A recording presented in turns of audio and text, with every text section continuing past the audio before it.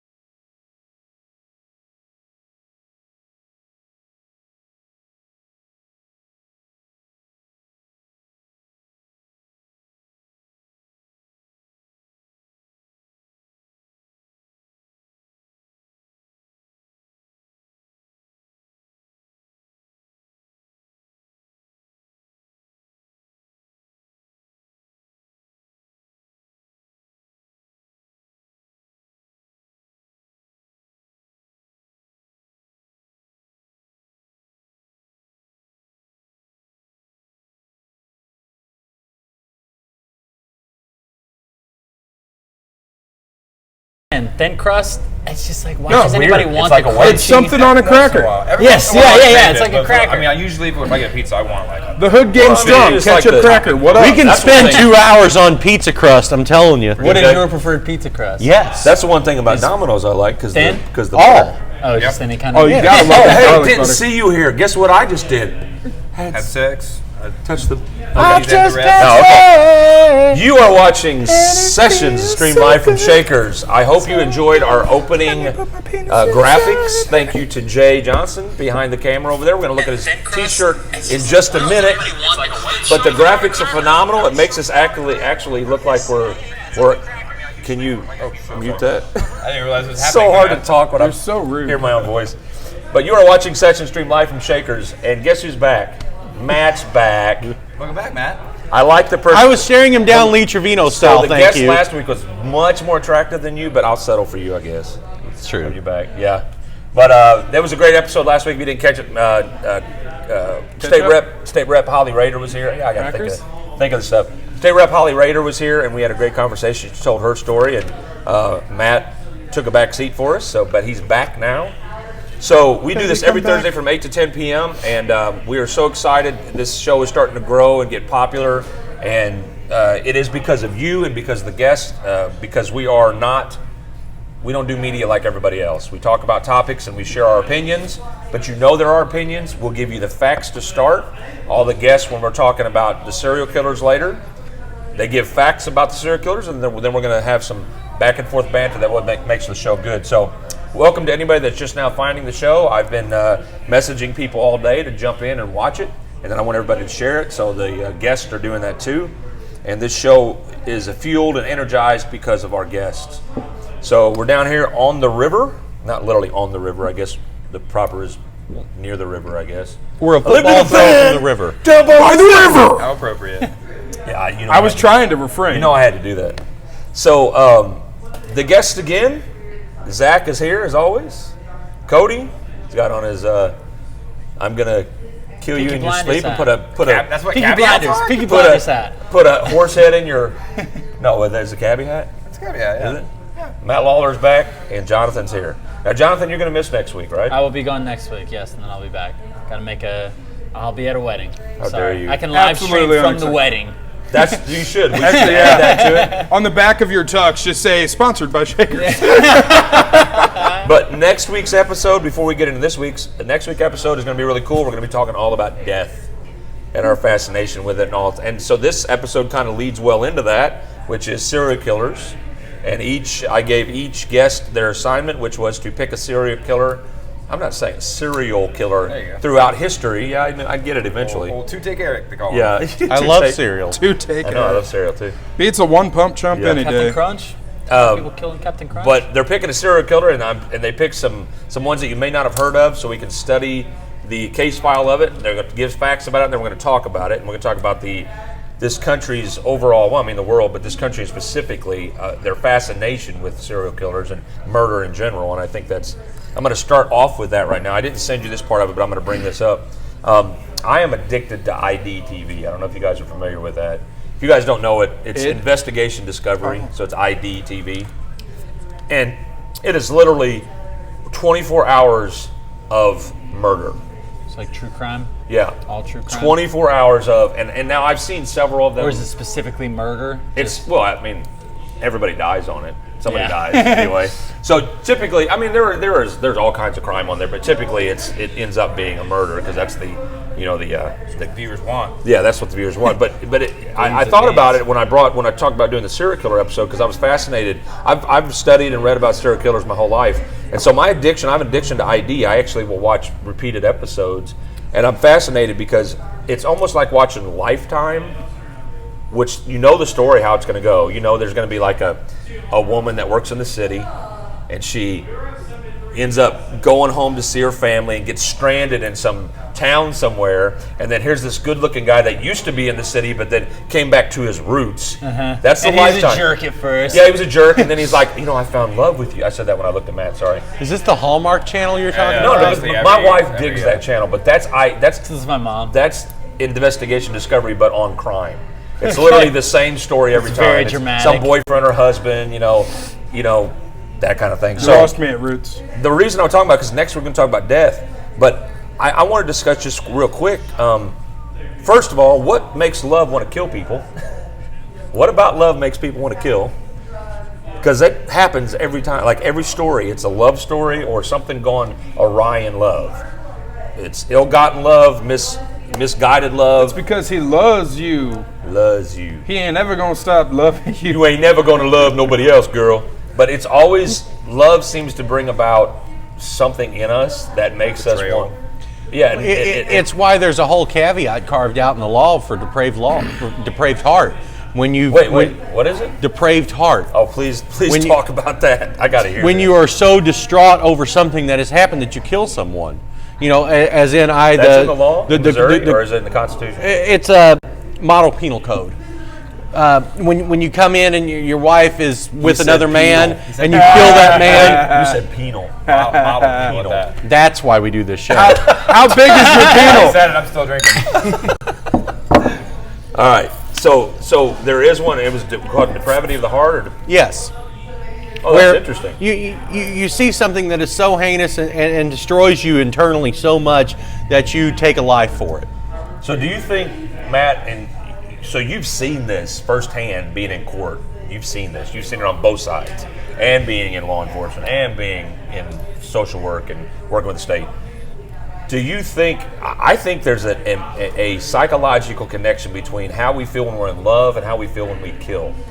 And what I mean by that is there's so much passion involved when you love somebody, when you truly give yourself to somebody. That's the same thing you do in reverse when you kill somebody, is you're taking away what you gave to them. Like, so when you kill them, I want my love back.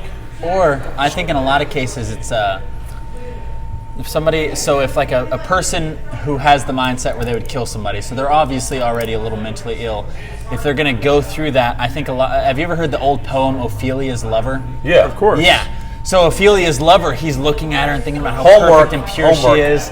And like, what if someday she betrayed me and someday we split apart? So he strangles her with her hair, but his whole purpose is, I'm keeping this perfect, like she'll never change from this. And I feel like that's a lot of, your significant other cheats on you or something like that. And it's just like, okay, so you're obviously straying into this path where we're gonna, break up. So I feel like a lot of times in the crazy mindset, the person sees it as like, I'm gonna nip this in the bud right now. Like I'm gonna cut this off before it can begin. Yeah, this is the good. Like you are my thing, and you're not allowed to start being anyone or anything else's thing. So I'm gonna take control of this, and then. So are you objectifying this then?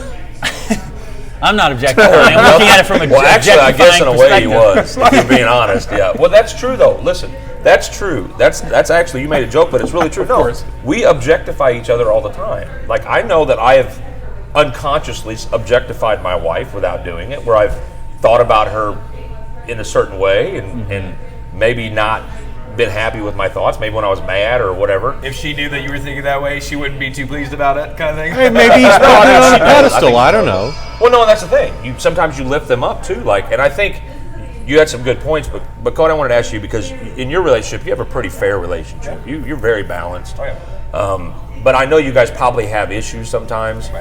So, have you ever been to a point? Not that you wanted to kill her, of course. I'm not going to ask you to confess to that right now. I've never felt that about anybody ever. So You never wanted to kill anybody ever? no.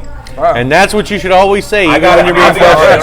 I'll be Camera honest. right now. Like, Thank Well, you no, for I'll be telling us how to honest. cheat the system. well, you were also in the military in a position where you were. No, this was not. Well, the I'm military. just saying. I wish it was just the I've had military. moments where I've thought to myself, like, if I This was was given the last opportunity Thursday. to beat that person to a pulp, Yeah. I'd maybe do it. But I don't think I could kill. Like if somebody Like- was just like, "Hey man, kill him, go for it," Zach- I think I'd hold myself back and be like, "I can't do that." How many of you That's guys, let's not show of gonna happen. hands, and you out there, I want you to think about this. How many out there and here would actually like just one night of the purge? Come on, you know you would. No holds bar, son. No holds bar. Just one night. As much as I think that You some of can't society say is that. worthy, you're right. You won't I have a can't. job I would be tomorrow. Everyone deserves to be during that. Ever looked find at. it. Going to the woods. I'm gonna That's stop the thing, by I don't think I'd- Shakers, get my screwball action, and then go out and purge. That's what I'm I got to gonna make do. one stop before I go. I feel like purge. that's the thing, though. I It's not- couldn't. It's not just that I can't say that. I can't think it. Same. I have to do that in my job. I can't say this person is not worth saving. I have to say, can this person ever we're have a not- second chance? We're not talking about that. I'm just talking about That's the somebody thing. along in your life somewhere Yeah. that you wish, man, I wish the purge would just, you see, hear the big horns. We have our first taker, by the way. Oh, yeah? The Miss Carrie is on it. Carrie's here? Carrie's here. Carrie, welcome back. That is kind of like how I'm saying though. too. Is even if there was a purge, I don't think a person that I would think of and I'm like, that person pissed me off. I wouldn't go kill him, but I'd go and knock him out. I'd punch him in the jaw and just like Look, no I repercussions feel come from that. your Like that emotion felt right good. now. Brother, if that's the purge, I'm all for it. That's what I'm okay, saying. I don't okay. think I could kill people, but I could. Even if I get could super just mad really about go it, to I town never on pictured somebody. just won. Violence. We as did, what I- 7-6. what I feel. Yes. Yeah, That's Or a just- winner. or just That's how a you winner, wanna Cardinal express Nation. yourself. Cardinals suck. 7-6. Cardinals suck. 7-6. There are other ways to wish. Where's ill your on team at? somebody besides Oh, that's right, at besides home. I respect violence, that. and I that's probably how shouldn't. My anger gets. Yeah. Like, It's all right. Yours will choke later. So, no, speaking. Okay, no, we made they it farther won't. than you did. Speaking of and we'll get on to the topics, but my dream World Series might happen. Yankees, Cardinals. I've been saying that since I was a kid, since I was 12. I saw It hasn't happened since the 60s. in 1982. There's so much bad taste right now. Now listen, in 1982, I watched the Cardinals beat the Milwaukee Brewers for the World Series. I was 12 years old. Yes, I'm that old. And then I watched the very next, it was on KPLR TV, We used to get that down here on cable. We call that Channel 11. It was Yes. Channel 11. Still is. Is it? Well, KPLR. I had a house that could afford vitamin D milk. If you know what that means. Damn. Yeah, were back killing then. Yeah, vitamin D milk. I loved going there, and they had a drawer with candy, and it was a candy drawer, and they'd say if you did Yeah, well, that something would good, be a they'd like drawer. go get some candy. It's kind of like reward the. So the takeaway on this is Eric likes the D. No. The thing is after the World Series was over, the very next thing they showed was Pride of the Yankees. And then you went and drank a glass of milk. I probably did. I can't remember, but I was 12 years old, standing watching the Pride of the Yankees, and when he gives that speech, today, I consider myself the luckiest. And I was bawling, man. And I'm like, I want to root for that team. Yeah. The history, the nostalgia, and then of course the Cardinals. You got to like them. So. If you ever want a good piece of baseball history on the show about the Yankees and Cardinals, let me know. That was Well, you were brought just it up, quoting- so Yeah. Throw it in there. So they called Mike Shannon the Moon Man. By the way, this is off the top of his head. This just shows you what our prosecutors have on their free time. They call Mike Shannon the Moon Man, and I can't remember what particular series it was. It was 64, 63, somewhere in that neighborhood. And they were playing each other in the series, and Mickey Mantle was at the end of his career, and he gets up as a pinch hitter in the ninth inning, and he tells everybody in the dugout he's going to hit a home run, and sure enough, he does. And it breaks a record for home runs in the postseason. And it was in the second deck out in right field, and Shannon jumps at the last second because he's playing right field that game. No chance. Right. I have a better chance of catching that ball. and so after the game, they're in the clubhouse, and Whitey Ford, who was a Hall of Fame pitcher for the Yankees, says, "Hey Mickey, I found the kid that caught that ball, and I've got it for you, and I'll sell it to you for $500." And Mantle's like, "Really? I'd love to have that." And he gives him $500 bills, crisp, hands them out, and Whitey gives him the ball. And just as soon as that happens, some guy comes in and said, "Hey, I found the kid that hit that ball. If Mickey wants it, he's got it." Really? Yeah, Oh it's a my true story. God, that's crazy. So that brings us in. We segue. It's the first time I've used that in the word. We used to do a code word. yeah, we gave up on that fast. Well, nobody did it. Thanks our a lot, friend- guys. What is a code the word? people. So the code word thing, you didn't know about it, but the code word thing was basically like I would give a code word at the beginning of the show, and it would be some out of the way word that Like might it's- not get said. We did like chrysanthemum and something else. Happenstance would be a good one. Happenstance would be a good one. And we'd give it at the beginning of the show, and then at some point during the night, if it got used in conversation, if they mentioned it, somebody would win a prize. So we'll start it again tonight. We'll make happenstance our code word tonight. And how this works is while you're watching, if you hear one of the guests within conversation, not purposely, but within the conversation say happenstance, I'll give you a couple of cool beer and liquor vendor swag. How do you things. show? Who do you choose though? Do they Well, have to comment on it and say happenstance or something? Yeah, the first one that says happenstance and when it was, Gotcha, that'll be gotcha. it. So if you hear us say it in conversation, not right now, of course, somebody's going, "Oh, you just said it." Yeah. But if you hear it said in conversation, happenstance, which that is a great word, by the way. I love happenstance. I'm the king of Now it's like on the tip nomenclature. of my tongue. No, Like, I'm trying not Yeah, I to keep say it. thinking. It's like I want to say it. Happenstance. So that sports talk that we just had goes right into our first topic. Now I had some. I'm going to go over the hack that happened with my phone and Facebook. So it's a great warning for you guys out there. I'm going to give you exactly what happened and how it can happen to you. I never thought I would ever be fooled by a scam, but this guy almost got me. And I'm going to break it down real quickly and let you guys understand it so you know what it is. So first, let's talk. We're going to go right from the sports talk right into this transition into the recent incidents, the alleged incidents that supposedly took place at Jackson High School. Now, for those of you that aren't aware, and if you out there do not know about it, in the local area, Jackson High School is about 8 miles up the road from Cape Girardeau. And another school from Missouri, up around Columbia, named Battle High School. It's something Battle High School. They came down to Jackson to play. And Jackson, football, yeah. And they call their stadium in Jackson the Pit. That's their kind of, because it's kind of sunk in the ground and kind of the way that it's built and everything is kind of their slogan for it. But anyway, Battle comes to town, and Jackson's been really strong on offense, and they've been a real good team the past several years. And the coach they had was very offense oriented. So Jackson runs the score up just because they're going to score. That's what football's about. But anyway, the alleged problem, or what happened is during the game there were several incidents where the Battle players actually said to their coach that the Jackson players and some of the fans were yelling racial slurs. Along with the accusations of that, and these are alleged because several people were there where it was supposedly going on and nobody heard anything. And we're talking about administrators from Jackson High School who has several students that are black and African American and brown students. So there's the racism, of course, but we're going to run this down. So basically, it was alleged. And then two of the cheerleaders actually told the coach, the head coach, that someone in the crowd had smacked them on their backside, which would have been pretty obvious, I would think, and nothing was said during the game. It was after. Then the continuation of that was that then, of course, there was the on-field back and forth and the talk back and forth, which I'm sure there's talk, but the players that on the other side of the field from Jackson, I doubt were slurring anybody. Then the last part of it was the locker room from Battle, which is in the Jackson area where they share the locker room, the visitor locker room, had evidently been vandalized by fans or players at some point during the game. Well, obviously couldn't have been players because players on the field, so that takes that out of it. So the Battle players, who ended up losing 50-7, I believe was the score, they go to their locker room at halftime and they say out loud that stuff's messed up, and evidently there's a graffiti and stuff, and they said that there were things stolen from them and things like this. Of course, they never filed a police report on it.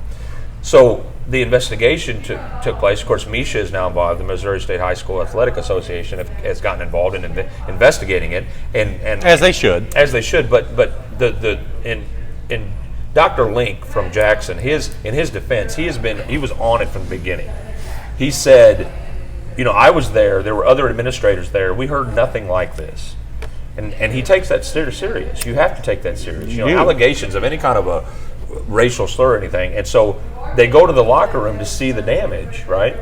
And some pictures are taken, some evidences, and then they go look at security tape. They invited the Battle coaches and a Battle administrator in to watch the tape with them right outside the locker room, and Battle refused to go watch the tape. And this is now what the tape showed? Well, the tape only showed Battle players going into the locker room at all times. And this is a security camera. Did they know that prior? Well, no, they didn't know until they watched the camera. So they invited them to watch it first time. Dr. Link said, "Hey, come watch the tape with us." They didn't come watch it because they knew that there wasn't anything on it. Exactly. So this is what I wanted to bring up for discussion. My main issue with this is I think Dr. Link is a great superintendent. I think he has wants the best for Jackson High Schools. When he came, I actually met him the first year he came in. He's a very straightforward guy. He's very honest and very, very forthright.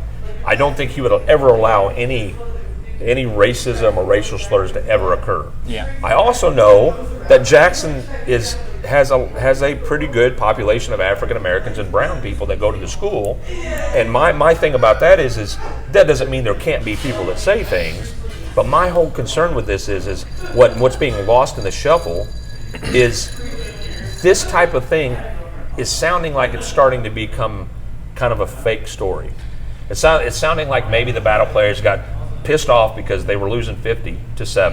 Now this is me saying this, and it sounds like that there was some made-up stuff going on, and they just went to the natural thing in this situation because Jackson is predominantly a white school. So my problem with that is, and this is what I tell people all the time: stop yelling racism if it's not, because it basically covers over when you actually have racism. It's like a boy crowd wolf situation. Yeah, and that's the thing is we want to address every aspect, and every time racism comes up, we want that. Nobody wants that.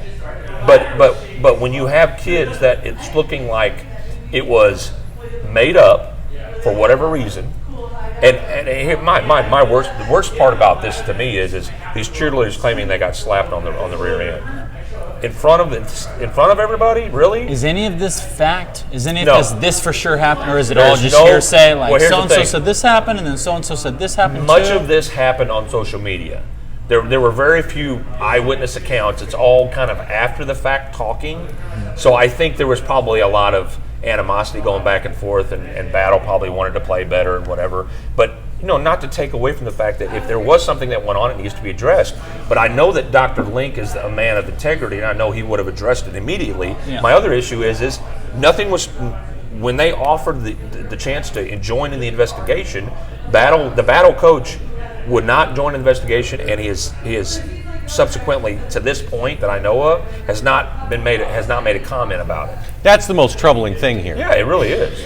If you believe your players have been slighted in any way, you're going to assist in that. Well, and wouldn't you do it then? Like look, if I'm a coach, deal right? with the situation as soon as The possible. coach said I was telling the referee about it, and the referee told him let it go or just ignore it. Now, first of all, referees don't do that. Man, if I'm that coach and I know it's happening, or I think it's happening, or I think it might be happening, I am on top of that. Because the coach has the right by MISA rules. I know this because I used to be an official. That coach from the visiting team can call timeout, an official's timeout, ask for the official, and then ask to speak to the administrator from the other school. That's done at basketball games all the time because of unruly fans. So my thing is why didn't that happen? If it truly did happen, why didn't it happen? And for God's sake, it's not like you didn't have time. You were getting beat 50-7. It's not like you had to focus on the game. No, I'm just being real. Yeah, I mean, okay. I get what you're saying. So let's go around the table and talk about it real quick so we can get it out in the open. I wanted to put it out there because if there's happens to be anybody that knows anybody from Battle High School, I apologize, but I'm sorry. If it's more and more looking like this is something that was kind of made up and made into a bigger thing than what it was because none of the working parts seem to work.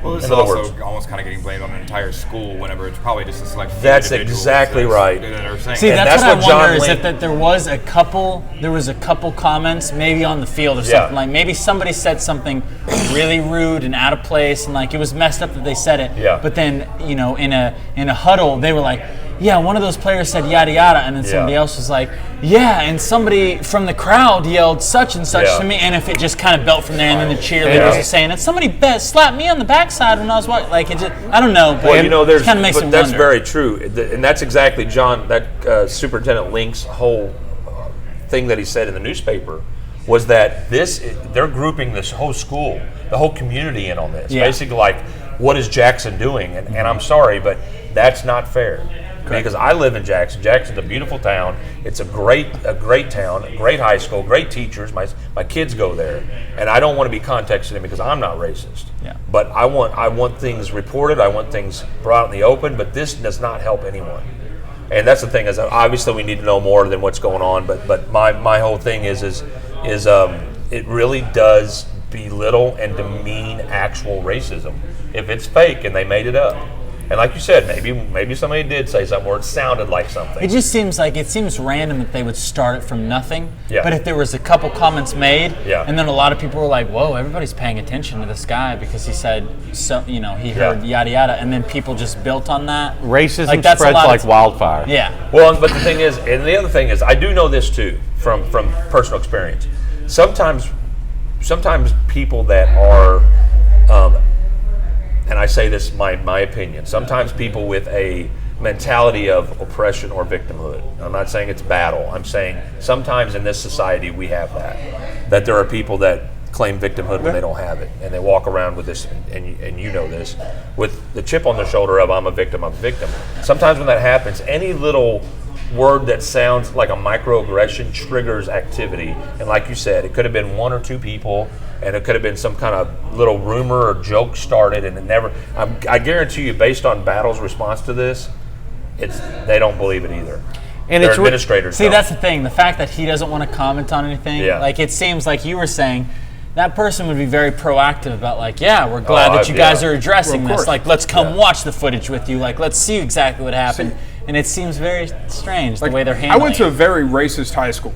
Yeah. We had in Missouri? Yeah. We had one black kid who was on the team with us, and he ended up leaving the team because some people are just assholes. Mm-hmm. That's the easiest way to put it. There's no nice way. But we've also been down in score like that. Again, and that's Seriously, it's fucking phenomenal. But in the same sense, you don't have to just to do it. I feel like kids that like become teenagers, I can say I can say a cuss word now. I've been on the other side of it. My school is 50 to 60% black, and I've seen them get cheated because of their race, and I know that's why it happened. Yeah, it does happen. But like when it comes down to destroying the locker room, I mean, you got a camera on that locker room. My school had cameras on the locker room. And the schools we went up against, we had cameras on the locker room. And I can tell you, when those locker rooms got destroyed, it's because players like myself who were a little too passionate would launch some tables and skip some helmets. Yeah. Yeah. It happens. We'll take care of this. Yeah, and that's the thing is, you're talking about high school sports, right? This is the formative years when you're forming your kind of your life, your worldview. It happens in high school. It doesn't really start until high school. And if this is, it's bothersome to me because the head coach seemed to be part of the dilemma. And maybe the head coach thought there was something going on. But my thing is, like Lank said, Battle is what you're saying. Yeah, Battle's head coach. Well, that's the thing you got to remember. If you're a professional athlete and some racist stuff happens in the trenches, you got to deal with that. But in high school, man, that's not okay. No. And you said, Dr. Link, the footage did show that no They one watched. but Battle I would students came in or imagine. out. Now, I didn't see this part of it. That the article didn't cover this part, but the article said that Dr. Link and some other administrators went to watch the video and offered the Battle. And there was, I think, an assistant principal there, maybe, or assistant superintendent was at the game, because in Misha rules you have to bring an administrator from the visiting school to handle any kind of problems. Was there, and I think they offered the head coach also. Basically, they said, "Hey, come watch the tape with us." Yeah. And I don't think anybody went. Now, I don't know if they watched it by themselves first or whatever, but basically they watched the video back with the school resource officer, and there's a camera right on that hallway, right where the door's at, and it's the only door to get in at that area. And nobody went in that locker room except Battle players and coaches. So if there's that evidence, if that's true, it's kind of hard to say that anybody destroyed the locker room, and that's the bad thing about it is these kids from Battle probably thought it wouldn't be a big deal. They thought, we'll just say some stuff and high school stuff. They also might not have locker room cameras in Battle High School. They might not have locker room cattle. That's exactly right. Now, I did a little research on Battle. Battle's a pretty good school. It's a mixed school. They have black and white and brown that all go there. So I'm sure they deal with these issues too. But so does Jackson. Jackson has black, white, and brown. And Jackson has already played schools, and this was part of the article, already played schools from other communities that have larger populations of African Americans and black and brown. So you would think it would have happened then too, but of course those teams never made a claim on it. Especially, I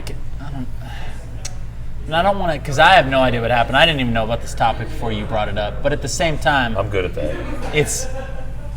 It would seem not likely, but like if there was a game that was going head to head, and then all of a sudden the opposing team was like, they're making racial remarks, like this is going, this is going weird, it would make sense. But in a game where you're just destroying another team to start just like stepping on just throwing salt in the wound, like, hey, that just doesn't make a lot of sense. Like, why? It's At happened. that point, you're kind of just like, oh, you guys suck, obviously. Like, No, we're just gonna play. It's happened, and it happens still.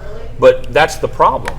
Is it has happened, and it will happen again, but these things don't help. No. And that's my problem with They it. do the opposite. Yeah, they do the opposite. They make it harder. So that's the same thing with the false accusations of sexual assault. We want to believe the victims. We want to believe all victims. But when you have And we want to stop it all from happening. Yeah, we do. But we can't be proactive and first of all, teach our kids. We want to teach them that you don't say racial things. You don't sexually assault people. These are things that should be naturally inherent in education and teaching. But it's hard to do that when there are false allegations out there, and that's the problem. Is you can't say you're lying, so you have to investigate. Let me insert a small caveat here. Doesn't it help a use little such bit? Big words, and it's so He's sexy. used caveat constantly tonight. That's his new. Therein lies There the lies rub. the rub. Doesn't it help a little bit in the fact fucking ignored you that guys. now these folks who have boys who are going to go out there in the world and potentially interact with girls and who have children who are athletes or going to interact with other athletes, doesn't it help a little bit to go, these kinds of things can happen, don't say anything that's going to screw you. Yeah, I see that. This is actually This is the dialogue that's going to say, don't cross that line. Here's that line. and that's true. And this is actually a very good learning lesson for kids at that age. It's the formative years. Is take this if you're a Jackson parent and you were at the game and you were sitting in the vicinity of where some of this stuff allegedly happened and you saw none of it. Or for example, if you're an official, I know officials, like especially the ones that go right up to the huddles They actually stay right by the huddle and they can hear things. There's one that's right near the line, the offensive, which is I guess the main, the guy with the white hat. I don't know what you call him. I'm terrible with that. But basically, he's the main official. He's like the head official. He's in earshot of the line. And I know there's a lot of crap talking that goes on all the time, but that's my thing is I would have thought it would have been heard. But I don't want to. We don't have to dwell on it anymore. I just wanted to bring that up, and I want to also say to anybody from Battle High School or in that area that came to the game, if in fact this did happen, it's a sad thing and it sucks, and you guys need to push ahead for an investigation. But then again, at the same time, if it didn't happen for the kids that were involved in it and thought that they were just, saying something socially aware and they thought it would just be left alone. In this day and time, you can't say those things without it being a big deal. Hey, your wife says And I want to say congratulations on scoring 7 points. Come back, score 14. Come back, score 30. Do your thing. Got fight. Yeah. That's what sports is about. Stop being mad about not scoring. You need a Good Lord. Stop getting whooped on the football field by Jackson. Come back and fight again. We're happy to have it. Don't fight. No, that's Don't what say sports is fight. about. I know what he I means. think you're making I know too what he large a means. step Rachel! here. I think they need to go from 7 to 10. I think they just need to work on a field Just goal. get a field goal. All right. So thank you guys for that. You backing out? We'll be right back. No, never mind. No, go ahead. Go ahead. Leave in the middle of topics. No, here, No, hit it's me with fine. the topic. Hit me with the topic. No, that's fine. Go ahead. Come on, What you got to do? Why do you always We can abandon us? banter. There's the topic. You bring your beautiful beard up here, and you sit here and you stare at me with your beautiful eyes. Just always, during like the last 2 or 3 weeks, it's something within the first 20 minutes. I'm always like, I went to the bathroom before this, but I really got to We'll go go. to the bathroom right If now. you're not a the fact hockey that fan, you you should can't. be. The fact that you Is can't that what get it up is? and go makes you have That to does go kind of so what it bad. is. Like this when you take long trips, you're like, We're I'm talking good. about it, now I have to go. So You're probably a Bruins fan? Of course. Yeah. You Actually, can know respect what? that too. How about we do this? We've got a lot of great topics still coming up. We still got to talk about KFVS and how they suck as a media company. Sorry, I got to say that. Rhodes Pizza Diet, and then we're going to go into the serial killer stuff. I'm going to talk about my Facebook phone scam. So I want you to come back. But I got Zach Elfrink here, and Zach is a local artist. He's got his own. Hey. He's got his own website, ZachElfrink.com. He's going to do some a cappella for you guys, a little spoken word rap. Oh yeah. And we're going to get up, and I'm going to let you sit in my chair and take my mic. Oh man. And you could just sit here right here in this chair and do what you want to do. I'm going to just sit here and So we're stare going at to take you a break. awkwardly. You're watching Session stream live on Shaker's Bar downtown Cape. We're going to take a quick break, let the guys get a little stretch their legs and use the PP room for all the little bladdered people. The technical term. The technical term, the PP That's room. what phone cases are And for. we're going to let Zach come in here and give us a couple of spoken words, and we'll be right back with you for Sessions as we move on with our night. Here you go, Zach. Hey, how's it going, man? Good, man. How are you? Come on in here. Thanks for having me. So clip this on your collar, Cool. and then just relax. I was just telling him. $1,200. Where'd you get this guy? That guy? Yeah, he's awesome. That guy, I hired him from Washington. Really? No, really though. This is good stuff, man. Yeah, it's real cool. Yeah. So have fun, man. Relax and have fun with it. You're Yeah. Check. Is it live? Yeah. Oh. Hey. Hey, Pedro, guess what? I'm a rooster. So I ain't got a beat. I ain't got nothing. No nuggets on my feet. But that's something. All right. So I was gonna do a freestyle. And then I wasn't gonna do a freestyle.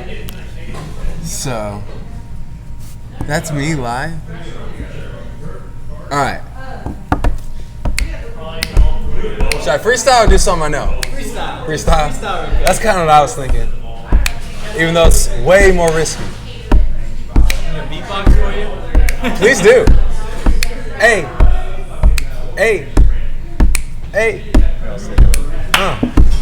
Shaker's Bar in downtown, yeah. ZL Frink, you know the sound, yeah. Live stream, you haven't got 10 on the thing, and that's not pretend. I can see myself like it's a mirror. Yeah. All the haters have some fear. Ever since I was alive, music's how I vibe. Okay, triple it, do it just how I do it. Then I splash and I just dive in it. I'm swimming ever since the beginning. Yeah, everybody wants to come around and just give me a listen. Test. Is the microphone ever gonna rest? I don't think it ever will because I be so blessed. Yeah, and I feel like I'm the best. Wait, and I feel like I am not. Yeah, let me take it back one shot. It's all that you get like Eminem said it. Yeah, and that's a hit. Oh, Zach Elfrey on the microphone, got the beatbox homie in it. Yeah, what you know? You know it's off the dome, cause I'm messing up consistent. Yeah, they see me on the gram like, who is this posting pictures? All this different stuff he does, it's like, what is it? Let me get it, let me get it, let me get him, let me breathe. Like my name is Devin Moore, yeah, cause he is on my team. Got a love few, got top talent booking, yeah, what they do. They the ones putting me out there so I can get a little bit paid. Little bit ones and twos, I spin them, yeah. Feel like I be doing riddles, gonna do it till it be blue in the face. And I feel like I can just do it all day. Zach Elfrey on the beat, yeah. We got some topics, yeah, we bringing all that heat, alright. I don't know how long he wants me to go. I ain't here just to take a show, showing out all the things that I got with this flow. But they already know. Doing my thing. Let's switch it up real quick. I be doing it, going crazy in this sickling. Yeah, throat is a little bit sore, so I be doing it different than I had before. Yeah, I don't need a stage. I just need to get up in rage. Going a little bit crazy this weekend. Yeah, we feel like we've been in a cage. Monday through Friday we go 8 to 5. Yeah, someday we wanna know if we should even really be alive. Yeah, someday we feel like we're just trying out here just to survive. Yeah, let me see the comments. Yeah, see, my conscience is so sensitive to things going around. Melissa Palmer says hi, what's now? Zach Elfrey, yeah, hi Melissa, what's going on? Everyone is watching, yeah, everyone is watching me. I be drinking coffee, yeah, every single day. I got these shoes up on my feet. Yeah, 1 and 2 to the 3 to the 4. Yeah, knocking up on the door, like, am I gonna get into heaven, or maybe I should just do some good things some more. 1, 2, yeah, come through. Yeah, Eric Harper goes harder. Yeah, you know, fire starter. Zach Beats, that's me, doing my thing. Last week I got a bad grade on the paper. I was like, can you bill me that later? I was like, I don't mean to be a hater, but man, turn it down like these faders. Going crazy on the mic. Word to the sound guy, Jay on the scene. Yeah, it sounds right. Slowing it down like I'm singing real slow, like I'm Trey Songs. Yeah, you already know. Bringing it back in a little bit faster. I feel like I am just the craziest rapper. I feel like we're making this into a disaster. I feel like a tsunami. Yeah, it just happened, Cardinals won game 1. What it do? Cardinal fans in the house, that's me. How about you? Like I'm Soldier Boy. Tell me, you. Going wild, going crazy. See, I smile, cause I'm wavy. This is what I like to do on my free time. Yeah, I just hop up in that booth. Yo, Eric! What? Eric! What? Eric! What? How many songs? 30 seconds left. Gotta never let it rest. Gotta make sure that it's just the best that they have heard since like Wednesday. Okay? Going wild. Only lost one child and the sheep. Gotta be the shepherd. Yeah, feeling flyer than I'm fighting like a leopard. Yeah, going crazy. Going waiting. Shout out to Sessions. Zach Elfrey. Out here giving lessons. Top talent booking and promotions. That's the plug. I ain't talking about no drugs. I'm talking about if you want me to just give you some buzz. Not talking about alcohol either. Talking like what I did this past weekend when I was spinning the morning twos, cause I be the illest freaking DJ. Okay? So take my song, put it on replay. Yeah. I do my music thing every day. Thank you to Eric, Zach, Elfrey.com, top talent and promotions. Yeah, you know it's going on. Beatbox man on the box. Look at the beatboxing, man. Thanks, Eric. Appreciate you guys. Stick around and do another one. Yeah. You gotta do another break for us. I gotta get going, man. Oh, you do? I appreciate the offer, though. And thank you so much. So you're like every for having high me. school to me. You just show up, impress me, and then leave. This is really dope. You're doing great. Thanks, man. Is your phone, Zach? You can come back again? That your phone, bud? That's not mine. Whose is that? That's cool shit, man. Whose is that? Thanks, Zach.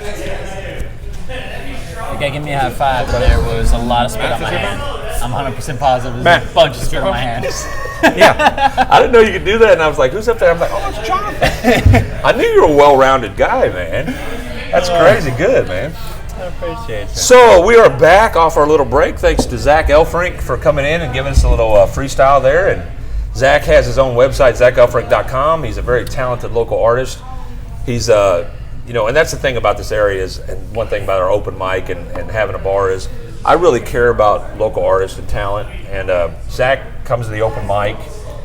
He's involved with Top Talent, I guess is a talent company from over in Illinois, and he, I think he does a show somewhere in town else. But super talented kid, really strives to do clean rap, which is unusual in this world. So I appreciate that. So great guy too, really nice. So thanks to Zach Elfrink. So check him out, zachelfrink.com. I know he's got stream music and beats and stuff that he writes his own stuff. So we are back. You are watching Sessions streamed live from Shaker's Bar downtown Cape.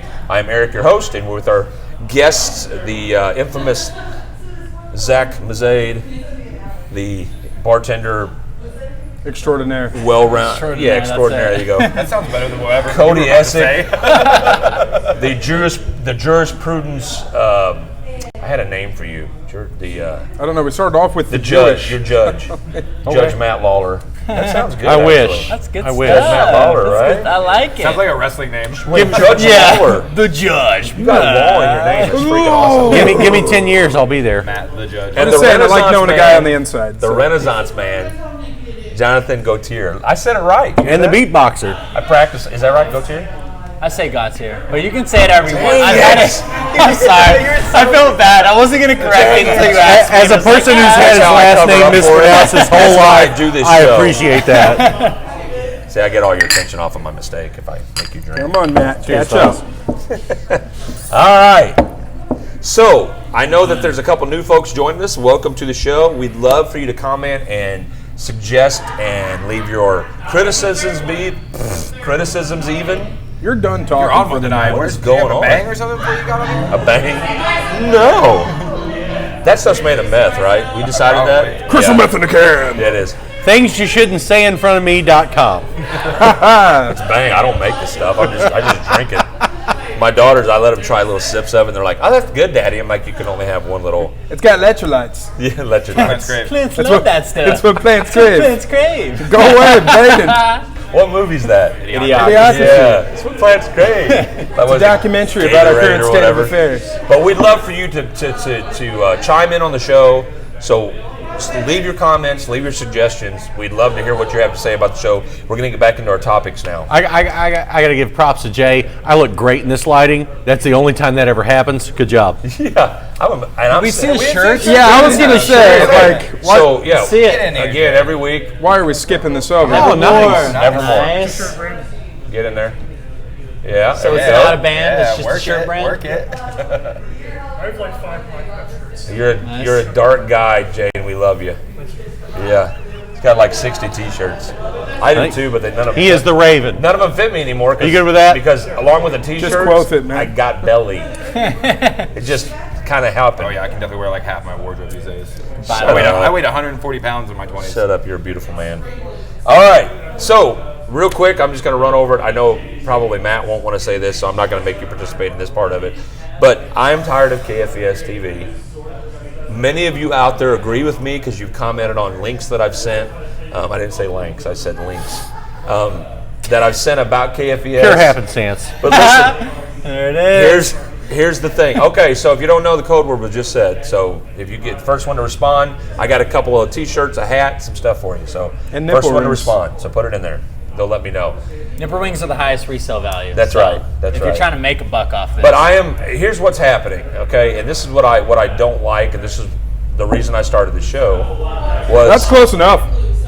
I actually talked to a local media local media person, and she told me that this show would never work and it wouldn't be on radio and all this kind of stuff. So I said, I'll do it myself. How did you know it was her? I'm so smart, man. Wow, that's crazy. I've never said her name, so link. I love her, so it's fine. Oh, whatever. So here's the thing. I I got tired of local media because it feels like they can basically report whatever they want. And I'm sorry, but KFES has started leaning very far left. They've gone the way of CBS and the major networks. And the reason I say that, if you look at the nightly news, it's not so much that's reporting, but the Facebook is all opinion. Their Facebook reporter, the Facebook That's what it reporter. was called originally before. It was too. And What's then the his dude name? from The singer, Napster. Justin Timberlake was Yeah. like, "Hey man, drop the." That was the rubbish." Napster. Just Sean, call what's it his name from Facebook. Napster? That's a I don't hard know his word. name, It's a but- big Yeah, word. but he was like, drop Drop the it. the, just Yeah. make it Facebook. I'm talking about billions. So I want to say this to anyone that either works at KFVS or is involved with their programming. Stop with the opinions already. I'm sick of it. We're tired of it. I grew up with Don McNeely and Mike Shane, and I grew up with those guys. Okay, and what I grew up with was a Walter Cronkite type of news cycle. I want the truth. I want it reported. I don't want to hear your opinion. If you want to give your opinion, do a show like this. But don't use major media to give your opinion because it's just sickening and it's old and it's worn out. So stop being biased media, KFES. Go liberal on. hacks. Dude, Go on. I don't get I'll it. give it a few So seconds many and I'll go people again. would watch that. If you stopped doing that and started giving the facts, you would get so many viewers because people Immediately, are tired of it. overnight, people are tired of it. Look, as much as we love the big charade and the big play that's going on in Washington, and we all watch it like a train wreck, we really are craving honesty. I don't need you to analyze what's going on from your point of view. I can do that. I need you to tell me what the facts are, just the literal facts. Well, here's the thing. Here's the difference. And the main thing is KFES is trying to represent themselves as an unbiased media source. Okay? And their news So reporting. is MSNBC. What's your point? Well, and so is Fox. Yeah. But my problem with that accurate. is KFVS, which is the media, the local media that I know and love from the day back in the day. The integrity and the honesty that used to be there is gone, and I'm tired of it. And I'm sorry, but they probably have more viewers on Facebook than they do have for the evening news now. And Facebook is so biased. I mean, and what I mean by biased, if everybody's wondering, is when you put a headline out on Facebook, and in the headline you give adjectives to describe President Trump or Joe Biden, and the adjectives are used in a way to make someone think a certain way about somebody. When you're using Pejorative terms. yeah, and you're using influential ways of speaking to muddy thoughts and make people think something. That's called opinion. That's what we're doing here. Don't do that.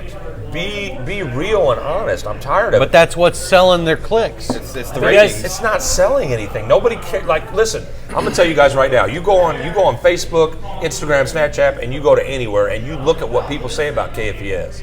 Like the majority of people, We're getting there. We're not there yet. no, it's People aren't fed up All I'm enough, saying and that's is the problem. You accuse me of saying opinions.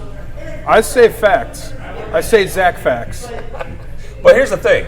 We're not trying to hide the fact that we're giving our opinion. Of course not. We will give you facts as the basis for We our don't say argument. that Welcome to Sessions, a live news show filled No, from, you know what I mean? no. Like, This is, but we say real people. Most news Real shows that talk. we have nowadays are entertainment shows just like this, though, but they try to construct it as if, like, this is unbiased news that we're giving straight to you. And Stop then, like, it. Yeah, Like, like, just stop Fox, it. CNN, I like hate- anything. It's an entertainment show. I- but I- it's constructed as Henry a ended up news, as asking a who are news they show. who are they owned by? That's what changed it. It's still that that Sinclair? Raycom.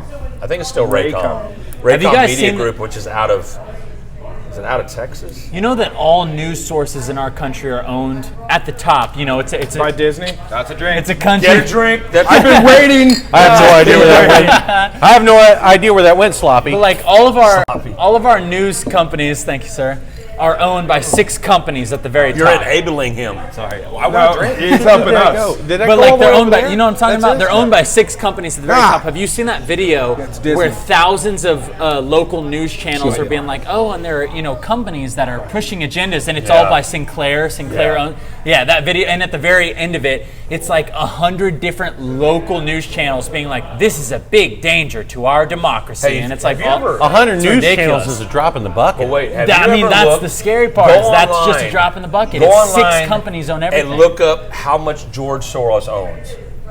Oh or my Warren God. Buffett. Yeah. Look up how much they own. The world is basically owned by 5 companies. Buddy, I am far Yeah. less scared by Warren Buffett than I am George Soros. Well, because he's a capitalist. Capitalists want everybody to be rich. I got like 2 pairs of shoes. Me too, dude. I thought I was moving on up. All right. So anyway, KFES, please get back to your roots. Be honest, media. And Honestly, I think a big part of it also is that they stopped caring about actually giving the things that people need to hear about and started caring about the ratings. So they're Yep. like, how can we make this more entertaining? That's true. How can we bring in more viewers? That's so the they problem. stopped caring They put about what they were graphics on the doing and screen. just started caring about the ratings. Like, I Because that's the 100 thing, like the people who are pouring awesome. money into these organizations, they're like, hey, why aren't we making money? Like, right. what's going we on? should be making money off of giving Yeah. people information. You know Yeah. what I mean? Like, I 100% could care less if our local media gave any national news, and I would 100% watch it more if they didn't. right. Melissa says the owner is Gray Television. Of KF. I knew they got sold my wife. recently. I'm Is not she saying last fact-checking? names. It's my wife. She's fact checking. That's awesome. My yeah. wife's on there. That's what we Fact. need. That means she's still watching. No. Good job, High five. Melissa. Way to Dude, I guess people way just to hang don't in want there. free stuff, by the way. I guess people just don't Yeah, like nobody free said things. it. No one said it. No, and so we're past it now. I don't have to give any free stuff to That's anybody. my shirt. You done My fucked shirt up, now. kids. Getting it up between us. I tried, everybody. Cut it. I want the crop top. Yeah. I want it. I want it right here. I'll use the sleeve as a headband. I'll take the cummerbund. All right, Hey so, man, we can do that. so 3 more things I want to mention before we get into our serial killers. We try to do that right around the 1 hour mark, and we're almost there. But you are watching Sessions stream live from Shaker's Bar, downtown Cape. My guests are here: Zach, Cody, Matt, and Jonathan. And we are so happy to have you with us.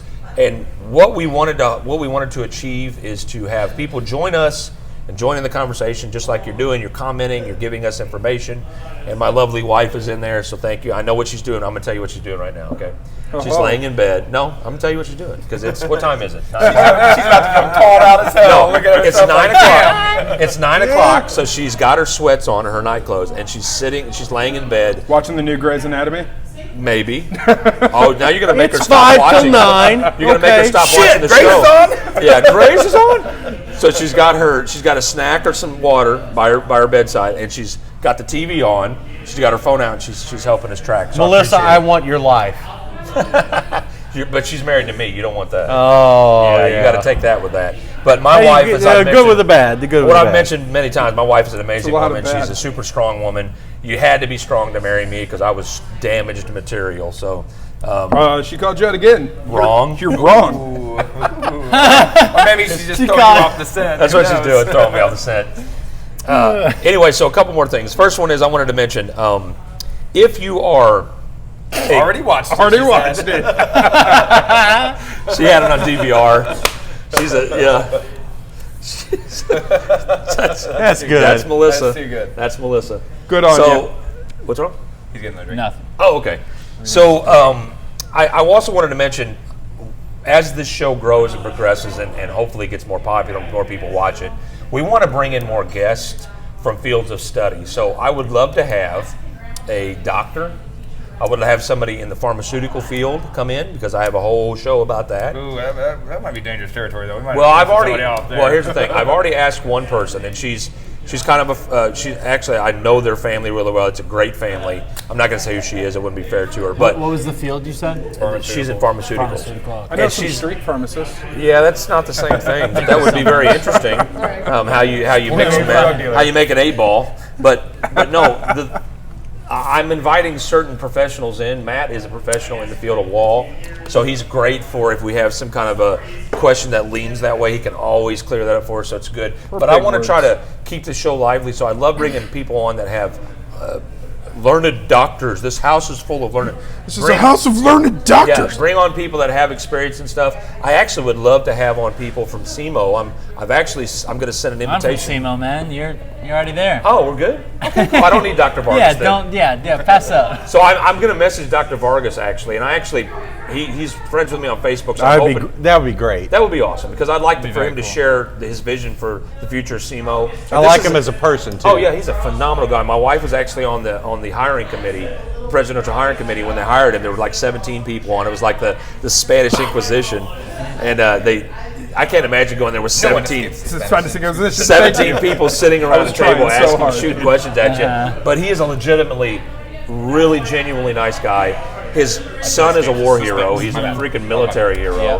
His wife's an amazing woman. They were so good for SEMO. They really are. He goes to all the games. He's dances and cheerleads. Yeah, and, every and God graduation bless he's you, got some great speech deliveries. God Awesome. bless you, Dr. Vargas, but you freaking did a keg stand at SIU. He's the brother David. Come on. He's the brother David of SEMO. He Give props really to that is. guy. And he understands the importance of the age group that's there, and they're the future of the country. And he also is really opening up SEMO to the international community. So I'd love to get Dr. Vargas on to talk about that stuff. He's a phenomenal guy. So maybe with me blowing up like this, maybe somebody would be like, hey. Did SEMO, so I've only been here for like 8 months, I think you guys all know. Did Welcome. SEMO have the international program before that they have now? Because they have a large did. international They did. program. They did, but with Dr. Vargas coming in, one of the big things that SEMO is pushing for is really reaching out across the world. They have this big outreach internationally. My wife told me about it a lot. She's actually part of the international organization up there. But Dr. Vargas, that was one of his focuses when he interviewed. I mean, she didn't really tell me a lot about it, but basically he's a well-rounded guy. He came from like upstate New York or New Jersey and came here, and his whole focus when he was to open SEMO up. And SEMO, I'm going to tell you something.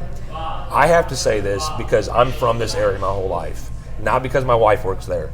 SEMO is a phenomenal college, man. And Dr. Vargas and the direction with this, the will to do, the attitude, there's been an attitude shift. Vargas is such a positive force at that. Do you have the will to do? Did that come about? And we can't wait to see That's what you do. after Is that all Vargas. Vargas? Yeah. I don't think it was all Vargas. I don't think he would take the credit for it. I think he kind of inspired it, maybe. Yeah. I know my wife was kind of part of the organization of that, and she told me a little bit about it. But it was all about this refocus of energy because SEMO, it's a very encouraging. When I was here visiting, my brother lives in Jackson, so when I was here just kind of visiting the area, and he was like, "Hey man, you could transfer to SEMO. You could live down here by me." That was one of the things that really struck me. Is I think one of the first posters I saw was a big SEMO poster that said, "We can't wait to see what you do." And I was just like, "That's very encouraging. Like that's really nice. Like I like seeing that." You know, and I'm going to tell you what it was because I'm from here. The disconnect was for so many years there was SEMO and then there was Cape. There was never Cape and SEMO. Dr. Vargas is Cape and SEMO. Gotcha. He takes the riverfront, that whole kind of artisan feel of Cape, that kind of that historic feeling. He takes that and he melds it with this progressive attitude of let's reach out and find new, energetic, great minds, great attitudes, and that's what that will to do is that whole thing. And you're seeing those fingers reach out. Look at what the Islamic Center is doing for Cape right now. Oh yeah. My God, those folks are in it to win it. It needs to be an example, and I'm glad you said that. We're not going to get all into the politics of it, but the bottom line is, our Islamic Center and our Muslim students and our Muslim population in this area love this area, and they love this country, and we love them. Yeah, and that's the thing is, when we're watching TV, we're watching the news, and we see all this negativity, right? But then I see that going on. I see what the possibilities are.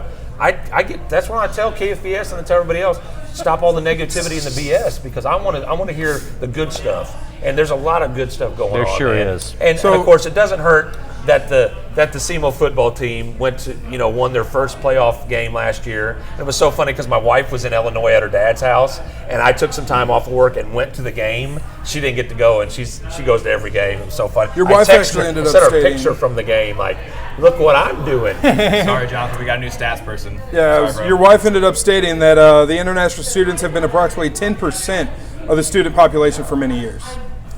Better So, stats than I've Jonathan, been I will with. tell you this. My wife and you would get along very well. you're gonna trump you you're on a them stats. free-spirited guy, but she's very fact-oriented, which is so odd that she married me because I'm such a wackadoo. Yeah. So maybe that was the Fucking balance. wackadoo. We also need to clear up a little defamation of character, okay? Like you slandered him a little bit, and Chris needs to clear this up for you. It was not a keg stand; it was a beer bong. So I didn't want that to go. Yeah, to we press tried. or We anything. tried That was not to pretty slander. impressive. He's helping on the defamation. Hashtag That was pretty that's my impressive, friend. but just seeing Dr. Vargas upside down being held by football players.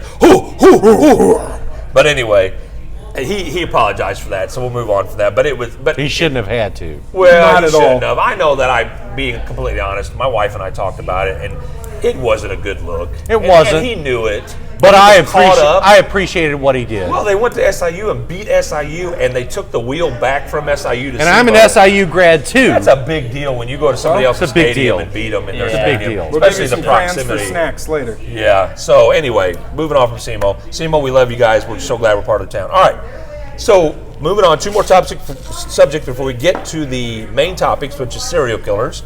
So Brother, the you better hurry. Darkness falls upon the land when we go to serial killers. I do want to let you know you're watching Sessions, stream live from Shaker's Bar downtown Cape every Thursday from 8 to 10 p.m. We welcome you in. We're glad you're here. So let's move on.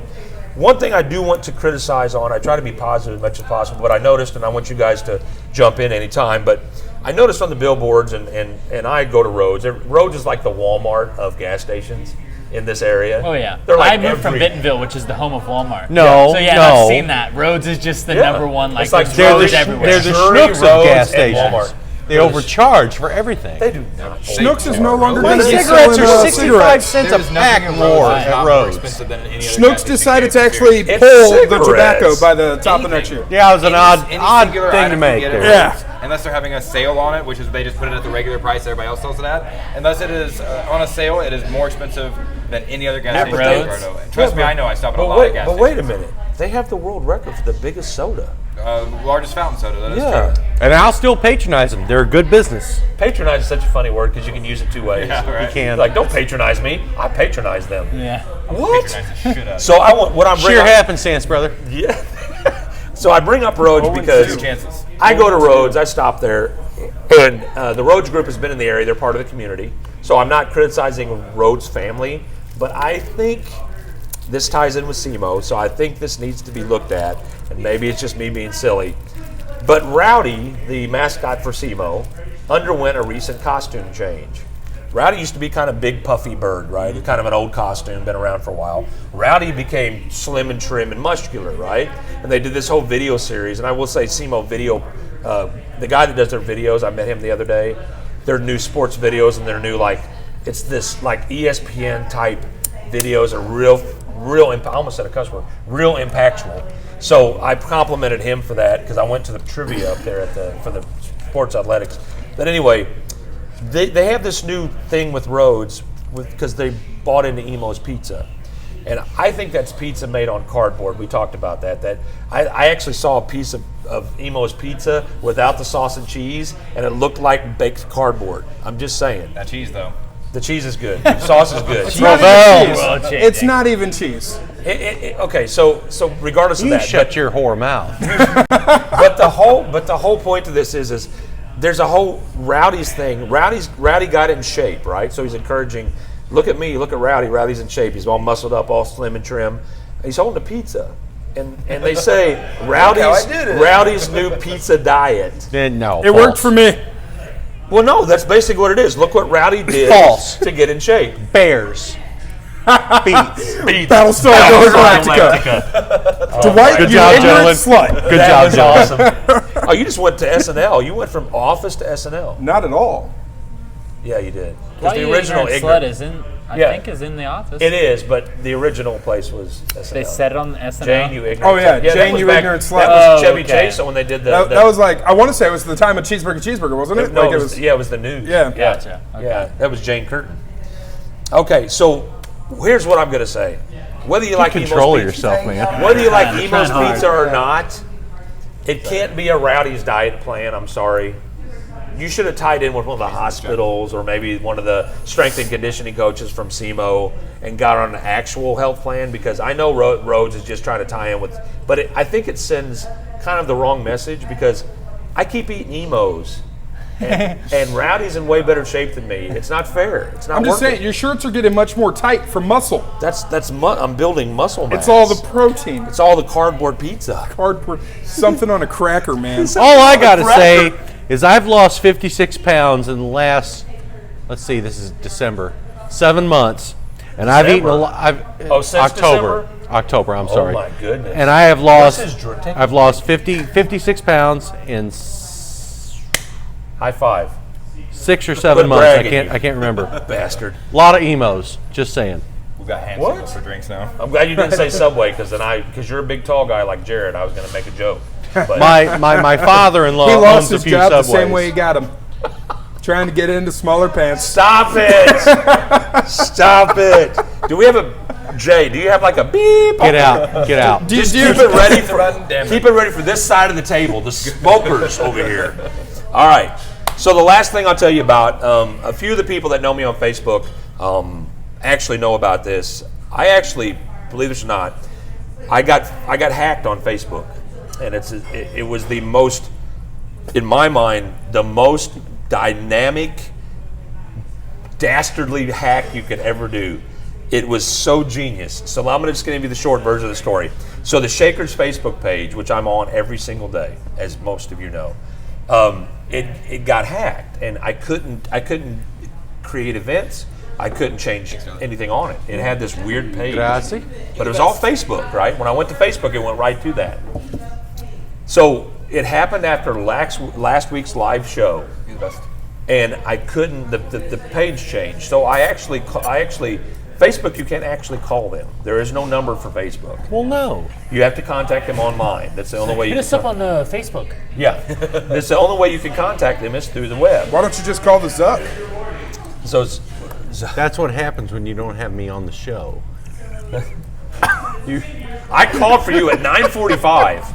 You did not. He most definitely did. You were It gone. was like it was 20 till 10. Yeah. You were gone. No, I left at 10:04. All I heard was this, and then I heard you with your big long strides. Man's got him in, Your Jane. Bigfoot strides run out of the bar. So this phone scam was amazing. So basically what happened was, and I want you to look out for this, when you go onto the web and you look for contact Facebook, there's an 800 number on there that's like 844 or something like that. That 800 number is not Facebook.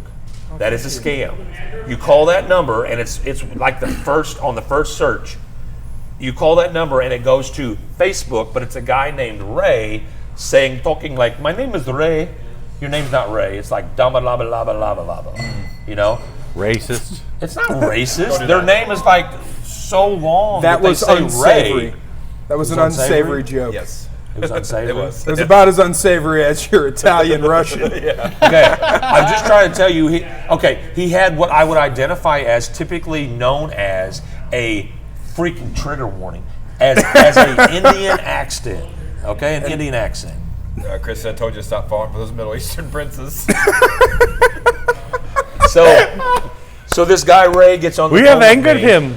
This guy Ray gets on the phone with me, and here's the thing: it was on my Facebook page, or so I thought. But what happened was they had somehow gotten into my Facebook page, into my IP address from my phone. Right? People what don't know had happened was- you have an IP. What had happened was you have an IP address on your phone, identifies you for the internet, right? Internet protocol. So what had happened was somehow I had either invited someone in through a friend request, or somehow they got in. So there's a place in Facebook where you can look where your phone's being used at. It shows you your location. Mine was being used in Chicago, Illinois. But were you hacked before you called this number? Yes. Okay. I've been hacked for a week. I didn't know why. So I'd been posting from my personal page, sharing with Facebook. So Eric Harper posting to Shakers. So basically what happened was I click on this contact Facebook. It goes to Ray in Bombay, India, or wherever it was. It evidently was somewhere. He had an act. They're definitely laughing at the blah blah blah blah. The blah, blah, blah, blah, Dude, blah. they're laughing at that. Okay, so Oh my God! Did you just regionalize this yeah, again I did. after all that we've said? Istanbul to Constantinople. I just regionalized it. Okay, let's be fair. We've got a bunch of SJWs around me. People have certain accents from part of the That's the country, first certain time parts you've of the ever world, offended me. from certain parts of the world, right? So just like we say when you're from England, hello, cheerio, you imitate people. This guy, was it good? That's all I got. Next time, go for tape 4. He's from, don't get all technical, he's from somewhere that has an accent that sounds like India, for God's sake. What did he say to you? Do you want me to do it by the accent? No! Actually, based on our viewers, yes. Okay, so let me try my best. And I don't want to sound like Haipu or Hapu from the Simpsons. It's It's the Simpsons, man. Anyway, I'm like not to play a going bunch to of say. So basically, Ray said, thank you for calling Facebook.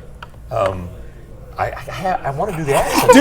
do it. Anyway, thank you. I'm the devil on your shoulder. Do it. Thank you for calling Facebook, sir. This is Ray. May I help you? It's actually pretty good. I'm actually pretty yeah, proud. Okay, it's not thank you even very I bad. like your English accent, or what was it? Italian? Italian That was It's my Russian. Italian Russian. Far It's superior. Italian Russian accent. But anyway, fuck. so Ray walks me through this whole process, man. He's got me, I'm listening to him, and I'm like, he says, okay, I'll help you with this. And he walks me through, and he's being very courteous and Them kind. damn words tonight. That's so hard. And yeah, words. And so as we get through the whole thing, are you still chuckling? Yes. You want more Indian? don't I you? want more. You want more? You want the more of my Indian? Yes. So I'm sure he's quite a great guy. That was the Russian, by the way. No, That's what I was thinking. I was like, that was a little this. This is the Russian. We did not hack the DNC. I am the machine. It was Ukraine. You have the zippo. You have the symbol.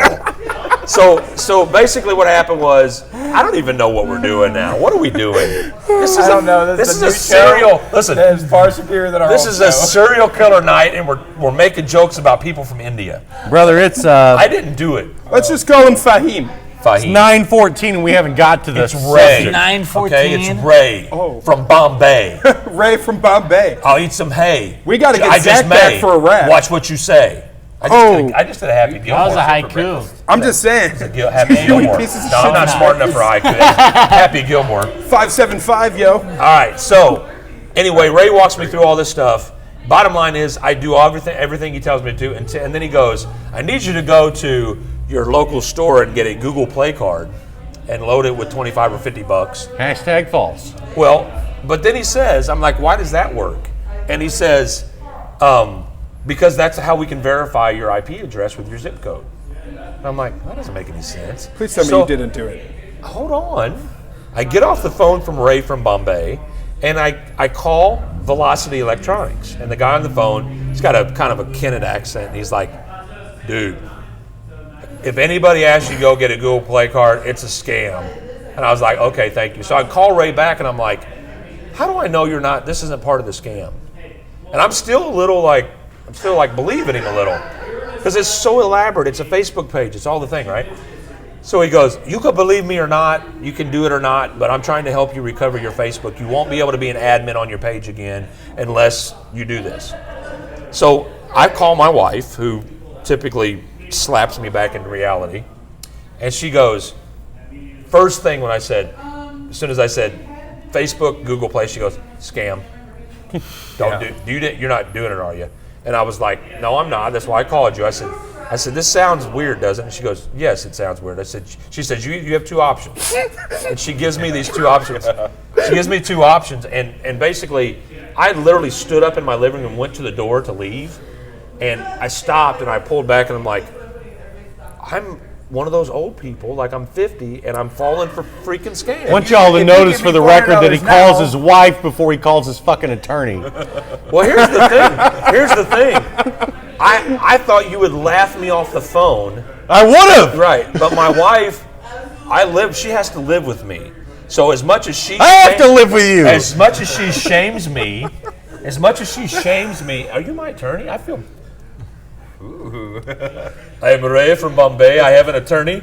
Dude, You Chris, sue me all you want. Chris, Ray from Bombay is the Middle Christ. Eastern version of Jake from State Farm. Well, he's a guy, so anyway, basically the short and long of it is, Facebook does Eric's not not allowed on the internet anymore. Facebook does not want you to buy a Google Play card or any kind of card to restore your account. He's on the phone to his wife. He has nipples.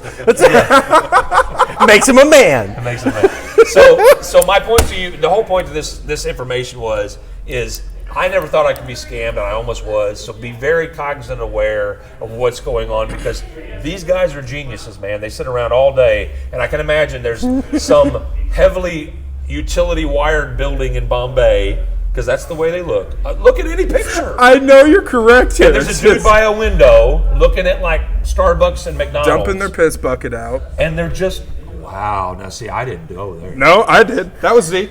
That was me. I got the weakest bladder on the show. You're talking about piss buckets. I'm just like, oh, jeez. And you drink the one liquid that goes through you. So I know. We are going to move on. Now, don't forget, you're watching Sessions stream live from Shaker's Bar downtown. Channeling Next Campbell week into you. is our death episode. We want you to understand death, and we're going to talk about death, why it's such a fascination for all of us. If you want to go ahead and run real quick and go, Yeah, we're going I'll do it right to now. go into the topic, the Okay. serial killer topic. We're skipping SNL? Skittles? Skittle what? We skipping SNL? I don't know what you're saying. Skip it SNL? Are we skipping SNL? No, we're about to do it. I thought you said we're about to get in this. Oh, we're about to We do are. it? We're about to. About to means like we're prepping for it. I'm fixing to. All right, Link. Who's your favorite SNL character? Comedian. Oh, Chevy Chase. Chevy Chase. Easy call. So you're an old school guy. I am an old school guy. I have not watched SNL since before I was born. Okay. Apparently. So I agree. Chevy Chase was the Will Ferrell of the 70s. Yes. It used to be different. It used to be kind of a Monty Python American version. But That was what I loved about I've it. been watching a bunch recently, like the post Kristen Wiig time with the Keenan, what's his name? Thompson. Yeah, Keenan Thompson. They're really funny. They're much better than previous even generations. the Trump stuff. It is depends on the hilarious. Well, the Trump stuff's hilarious. I don't like Alec Baldwin. I think he's a No, he can he's suck a fuck. But like He's a fine actor. Terrible person, fine he's actor. Something I don't know. Did you? so did you is- hear the so recording? is Man, Billy Zane. he was fantastic on 30 Rock. He was, but I can't get over the recording where he called his daughter and No. called her names. I can't get over that, man. Well, man, if we want to separate, if we can't separate professional life and personal life, how do you like Trump? Welcome to. Because I love You know why I like some Trump? things about I Trump. like Trump because but I think he's an awful helping man. People become wealthy and make money, and he's calling out all this crap in Washington. I'm not saying he's not part of it, but I'm saying I love watching Democrats squirm. I'm just saying. me too, buddy. I love it. I love watching Nancy Pelosi get on there and try to pander to 40 different people. I just want to hear Trump quote Wu-Tang just once in my One life. thing. Cash rules everything around me. Cream It's and the money. Wu-Tang ain't nothing to fuck with. That was a horrible Donald Trump. That was terrible. You It sound was, like but Splinter. worse. Yeah, I know. Yeah. That's worse, way worse. than my I didn't prep that Italian at all. Russian accent and my Ray from Bombay. That was way worse. You should make one of those videos where you edit a bunch of different videos of him. So And it's have just him like do Korean, cash man. rule All right. everything around me, Korean. Like I grew up in that New York time life. Like You know he said all staying those alive words. was no job. Who's your favorite SNL? We share the same one. Will Ferrell. Will Ferrell. That's my favorite too. And you said this before. No one has made people break character more than Will Ferrell. Well, of course. He's hilarious. He He's a just funny dude. he'll walk into a scene and people just start cracking up. And it just the one thing When he that walked into the boardroom in the Oh, with the patriotic speedo. It's Casual Friday. Casual Friday. Casual Friday, Lisa. All right, who's your favorite? You know, I'm gonna have to do my favorite plus an honorable mention. I'm sorry, I have to. Oh yeah, you've I have always like got 9. You're so honorable mentions, extra. Honestly, like You're so I extra, am. Zach. Girl, please. All right. You stop it right now. Just stop it. Stop it. All right. Chris Farley, of course. All right. Honorable mention, Belushi John. I mean, come on. Lucy's hilarious. That Olympic skit with the donuts. Yes. Jesus. There's a few I would throw out as honorable mentions. Dan Aykroyd was fucking hilarious. I Dan love Aykroyd was good. Oh, What about Eddie Murphy? Yeah, exactly. Eddie Murphy was hilarious. Steve Martin. I think Kristen Wiig Happy Feet. and Come on. Kate McKinnon. McKinnon. She's Her hilarious. Justin Bieber. That's My favorite that she does is where she keeps getting abducted by the alien. Yeah, I just sat there and go, no, that didn't work for me. She had Ryan Gosling No, I had to go rolling, pee in a dude. bucket in a corner. Slap me. I had my poop shoot and my yeah. They got me in my hoo-hoo. All right, let's move on to our main topic of the night. We don't have a lot of time, but we can run over a little. We kind of have a habit of doing that. It's our I kind of fucking run the show. show the way I run my life. Everything's late. My wife will agree with that. So, May So I will make we. a suggestion here? Let's let us talk about our things and not comment on them so much. I'm talking about my thing. You talk about your thing, mister. You'll be defending My yours. dang-a-lang. That's Our things. nasty. Chuck Berry. Let's talk about our things. No, say that again. Let's talk about what? Let us talk about the research we've done. Yeah. And then just kind of, that's if fine. you don't have I much, like it. maybe Run we through can it. comment. I got it. So let's just start. We'll start with Jonathan. Give us your serial killer or killers. Run through a few facts and interesting little things about them, and then we'll go right to length, and that's a good idea. We'll run right through them, and then we'll just open it up. Good job. My favorite serial killer is Joseph Callinger, because Joseph Callinger is just like one of the most insane guys ever that was able to keep his insanity in check to a point. What was his time frame? His time frame, he was doing his killings during like the 70s. It was like 74 or something like that. But so run us through the facts. So Before early. we do that, do you think it'd be a good idea to look up the definition of what a serial killer actually is? Do you think we should open with When that it comes so everybody to knows? you, just Yeah, sure. I think Okay. Go ahead. Anyways, just early life, Joseph Callinger, he actually got put in foster care. Spent a lot of his time in foster care because his father, kind of like what we were talking about a couple weeks ago, just like the absence of fathers, his father abandoned his mother, and then his mother was just immediately like, well, I can't take care of this kid, so she put him in foster care. He was adopted by an Austrian couple that basically saw him as like, oh, hey, you want to buy they were shoemakers. And so they were like, hey, you want to buy this little workhorse? And then he'll just be our little worker, and like he'll help us with. So he grew up in a very abusive household where they would literally tell him like, well, if you don't do the work and if you don't do what you're supposed to be doing, then we'll just take you back to the foster home, which was obviously not a reality. But he thought it was as a child. Like that was his reality, was like, okay, well, I got to do work. I got to do what my parents are telling, or my adopted parents. I got to do what they're telling me, or they're just going to take me back and drop me back off at the foster home. They were very physically and emotionally abusive. Like they would whip him with belts. They would like make him get on his hands and knees on rocks. Just a bunch of different stuff to like cause him pain. As he was older, when he ended up getting arrested, they found out he was schizophrenic, and he had an IQ of 82. Wow. Yeah, very low. So as he got older, he ended up having these visions from God, and God basically told him, hey, the human race has strayed from what I intended initially. I need you to kill every single person on earth. Like it's basically like the flood. He was just like, I need to wipe out everybody I've made, and I need you to do it. You need to kill everybody. And then so he incorporated, he brought on his 12-year-old son named Michael. And fitting. I was researching it. I ended up getting locked out of my house today, so I had to research in like 20 minutes because I had to have somebody give me a ride to go to Sydney to get the key and then go back to my house. What do you call the taxi driver? So I researched it really quick, but he incorporated his son. I don't know if he killed one of his sons. Like that's like 95% sure, because he had a son that he had taken a life insurance policy out on 2 weeks prior, and then all of a sudden he was like, hey, my son's ran away, I don't know where he went. And then 2 weeks later, his son was found dead in a building, like murdered in a building. And he was just like, oh, I don't know what happened. And there was a big legal dispute, and the insurance company was like, we just think it's a little suspicious that 2 weeks ago you took out an insurance policy and then all of a sudden your son is dead. And you're like, hey, better cash in on that insurance policy that I took out. But he didn't get charged for anything because everything was very circumstantial, so they weren't sure. But I forget if that was at the beginning or the end, but he only ever killed 3 people. And he brought his 12-year-old son in after having this vision from God. And so they would go around as salesmen, like a father and son salesman duo, to houses. And they'd just be like, oh, hey, like, can we come inside and talk to you about our product? Dun, dun, dun. Yeah, his son ended up, whenever the convictions went down, his son, it was ruled, was under the power of his father, basically, because he's 12. Like that is a very powerful thing. Your father's telling you to do this thing. So his son went to a reformatory school. Whenever he was 21, he got out and moved states and changed his name, so nobody was really kept track of his son. But through the 3 people that he killed, he was so insane that he had this vision from God that was like, hey, you got to kill everybody. Each time he would kill somebody, he would have his son lure them in.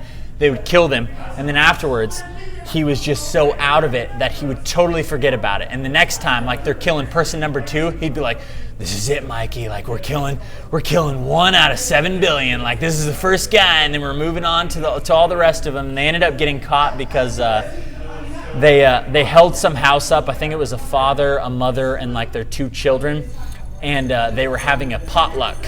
Coincidentally, the day that they decided to do this. So, they take the whole family hostage, and then all these people start knocking on the door, and they've got a little casserole in their hand. And then so Joseph Callinger, just like in his schizophrenic mind, just decides like, okay, well, we'll work with it. So each person that knocks on the door, he like opens the door, puts a gun in their face, like, get in here right now. And by the end of it, it was like 8 or 9 people they had. And it was like he's taken lamps, he's unplugging lamps from walls and cutting the wires off and tying their hands up with that because that was all he had.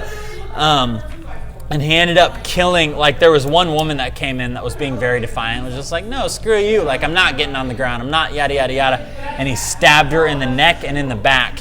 And then one of the other people ended up breaking out of the house and like got the attention of a neighbor, and they called the cops. And then Joseph and his son escaped by bus.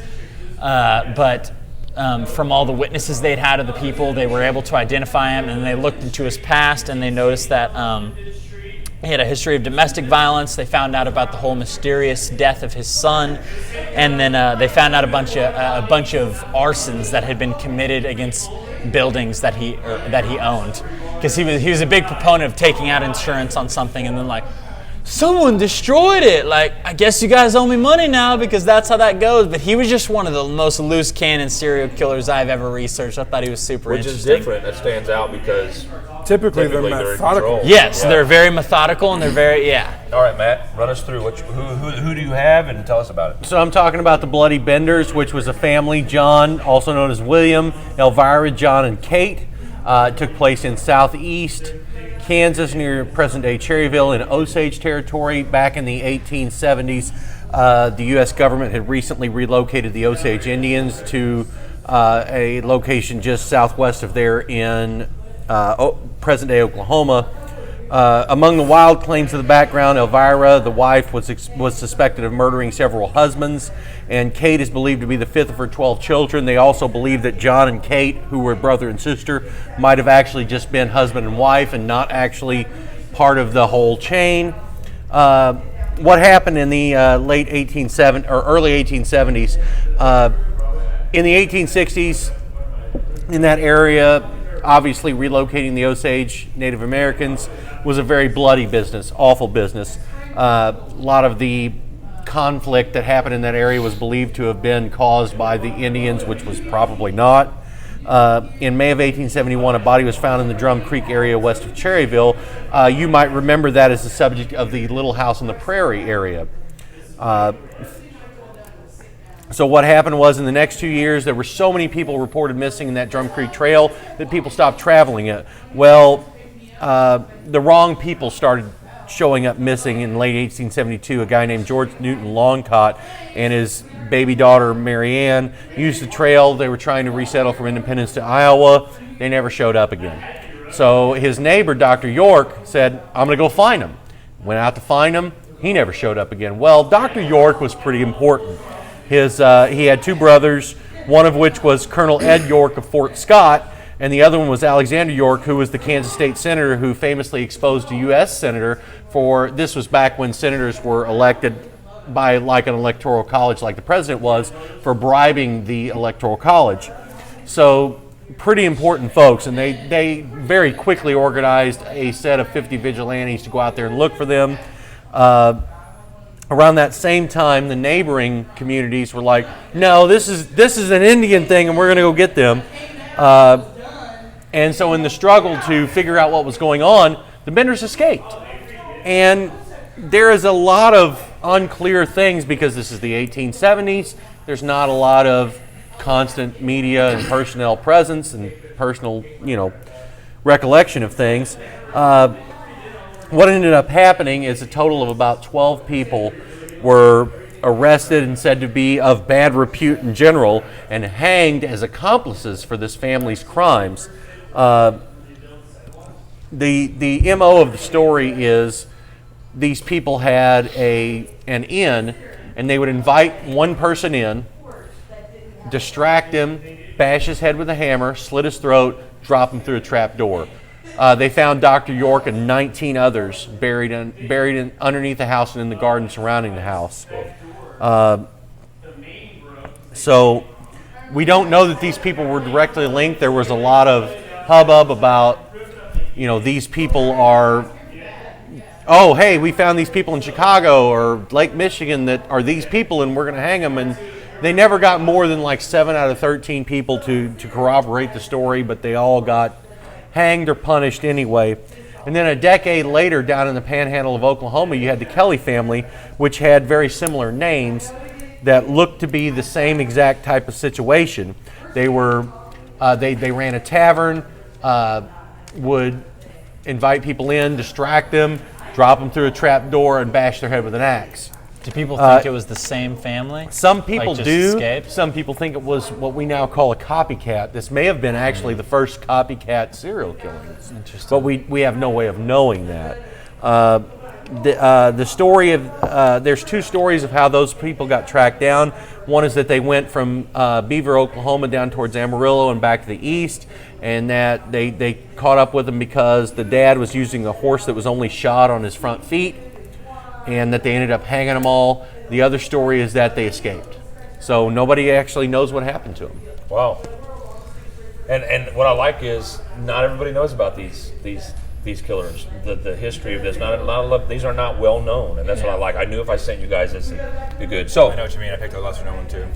yeah, sure you did. Most definitely. Yeah. So mine is actually a twofer, but it's one crime. Who's and extra now? Leopold and Loeb. So Nathan Leopold Jr. and Richard Loeb were Is he related to Lisa Loeb? were teenagers. Stay and find out. Were wealthy teenagers actually, and they were born in the early 1900s, 1905, 1906.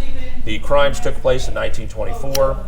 The reason that these crimes stood out at this time was they were a media sensation. It was kind of the natural-born killers, and the media had just started really papers. Well, they're 18, 19 too. Yeah, and the papers, the families were very influential. They were around Chicago and Illinois. Always Illinois. Mm-hmm. But they were buddies. They were running around buddies, and they were both from very influential families. Loeb was the good-looking one that kind of had the pretty boy face. And then Leopold was the kind of the mental, the mind. He was the genius, and so they both kind of played off each other. One kind of lured another. But basically, the murder was they killed a 14-year-old boy, lured him to the car, got him in the car, and then with 58 razor cuts, killed this kid and dumped him. The reason that this is such a fascinating case is this is when you first heard about the lawyer Clarence Darrow. Yes. Clarence Darrow is a jurisprudence legend. He was the first one to talk about capital punishment as a retributive. Yes. Thank you got you. it. Punishment as a form of transformative. So he argued that, are we trying to teach or are we just trying to kill? And he basically put the system on trial. He basically never said, That was his MO. Well, he never. And Clarence Darrow was a unique character for this because he was a kind of a sloppy guy. Never wore his suits; were always sloppy. He had coffee and food stains on his shirt. And he shows up to Leopold Loeb the first time they meet, and they're both like, "No, you're not our guy." But he's a genius. He was this legal genius. He's probably the best lawyer that ever lived. He understood what emotions would come about, and he basically was the first one to put on this, let's look at these boys and what they've been through. And one of the boys was sexually molested, and that's when you first got into the victimhood of the aggressor. This is when that first started becoming a major thing. And Hey, let's look at why these people are doing these. Really started pulling Clarence psyche. Darrow was the one that he brought in all these scientific experts, medical experts, and that's when they first started talking about the brains of killers, murderers. They started talking about there's a difference in the way they think, and there's got to be some degenerative problems, some DNA problems. Back then they didn't have DNA and all this stuff, but the reason they got caught, interesting enough, is let me look. These guys have a nickname? Nope. These two, do they have a nickname? Leopold Loeb. It wasn't like some serial killers get like the nickname, they didn't have one. Not that I'm aware of. Loeb, actually, the reason they got caught and was found is at the murder scene where they dumped the boy, the 14-year-old, a pair of these glasses were found. And the glasses were these kind of horn-rimmed round glasses, kind of like popular in those days. But the lenses and the frames there were only 3 made in all of Chicago in that area. And so they traced down all the frames, and they came to Loeb. And then, of course, Loeb was a little weaker mentally, a little more emotionally impressed. So they believed that they maybe had some homosexuality going on, that Loeb was fascinated with Leopold, and Leopold was in love with Loeb, his looks and his mind. So you talk about there was a balance. It was a perfect storm. The reason that this stands out not only is the media circus and all that, but the main thing is they were stopped, and their reason for doing it is they were bored. That they saw this kid, and they were bored, and this is the fascination with serial killers. This is kind of an antithesis of this. This is what's so fascinating is. These were both very well-to-do boys. They had no need for anything. And they just saw this 14-year-old kid walking down the street. And they had been talking about it and planning it. And they had actually tried to perform a rape on some girls out in the middle of nowhere. And that didn't go over very well. So it's the opposite of my folks who killed for money. Yeah, these guys were just killing. Was this their only kill, the 14-year-old This was their only boy? kill. They got caught because of the glasses. But it was determined that based on maps, based on notes they found in their houses, and they had murder kits. They had like rope and stuff. So like they were going to do this again with how much they had practiced it. Yeah. They thought they were so smart because they thought that from their high society rank that they could outsmart the police and they would be able to kill and kill and kill. And of course the glasses is what caught them up. They had the wrong last name. They sure did. All right.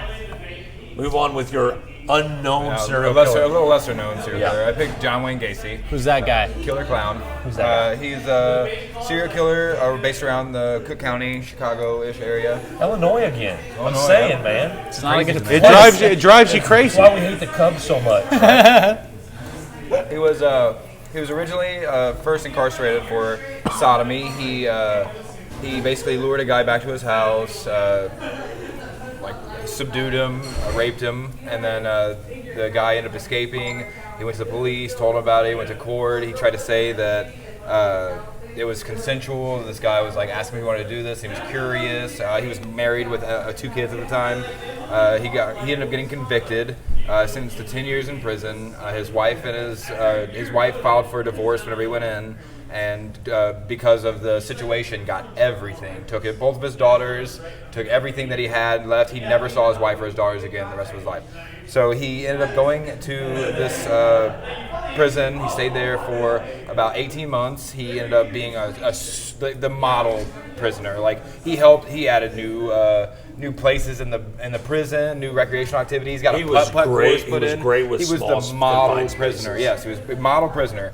He ended up he got up to being the head cook at the prison. He asked to go. His father ended up dying while he was in prison. He asked to go have some supervised leave to go to his father's funeral, and they declined it. And then I think he ended up filing for parole, like trying to get it like 2-3 times before they finally gave it out to him after 18 months. And so he got out. This one of the stipulations for his parole is that he had to go live with his mother in Chicago and take care of her or something like that, basically. And then he went up there. He stayed with his mom for a while. He ended up getting married to another woman, and his mom moved out of the house. And after that marriage fell apart, he basically, while he was married, started to kind of hint that he was homosexual or at least a bisexual. And his wife kept finding homosexual erotica, things like that in the house. And so she ended up eventually leaving him. And his first kill ended up being a boy named Timothy. He invited the boy over to his house. He was working, I think, at a KFC at the time. He got a good job with being the head chef at a couple places and making a pretty decent amount of money. So he ended up inviting this kid back to his house. The kid, what he said happened was that the kid came to his bedroom door with a knife in his hand, and then he got up and like wrestled the knife from the boy and stabbed him and sat on him and like subdued him and killed the boy. And then he went out to the kitchen and there was like food being prepped and supposedly the kid was just trying to make dinner. The kid just like walked in there with a knife and he just freaked out and killed him. Exactly. And then he was making him You breakfast. get a little too into this, bub. Well, it's because I've read about this and it was just a ridiculous little The beard and the crazy hair kind of make it. No, dude, I'm saying, like, it's so funny because I said this before. When he talks, you can see his mind working. Because he's reflective in his eyes. He's like, and then he did this, and he's like, it's pretty cool. It is. So then he ends up starting his own contracting company, and he ends up making a really decent wage for the 70s. His company was pulling in about $200,000 a year. He was doing really well for himself. Well, he started hiring teenagers to come work for his company. So he would get these teenagers that would come in, and then some of them would just start disappearing.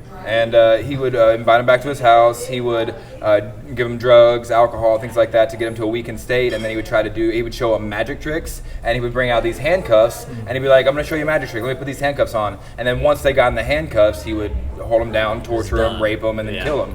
Modern day, we call it the Bill Cosby. Right, yeah. He preferred to use a garrote. That was your comment. I stole it.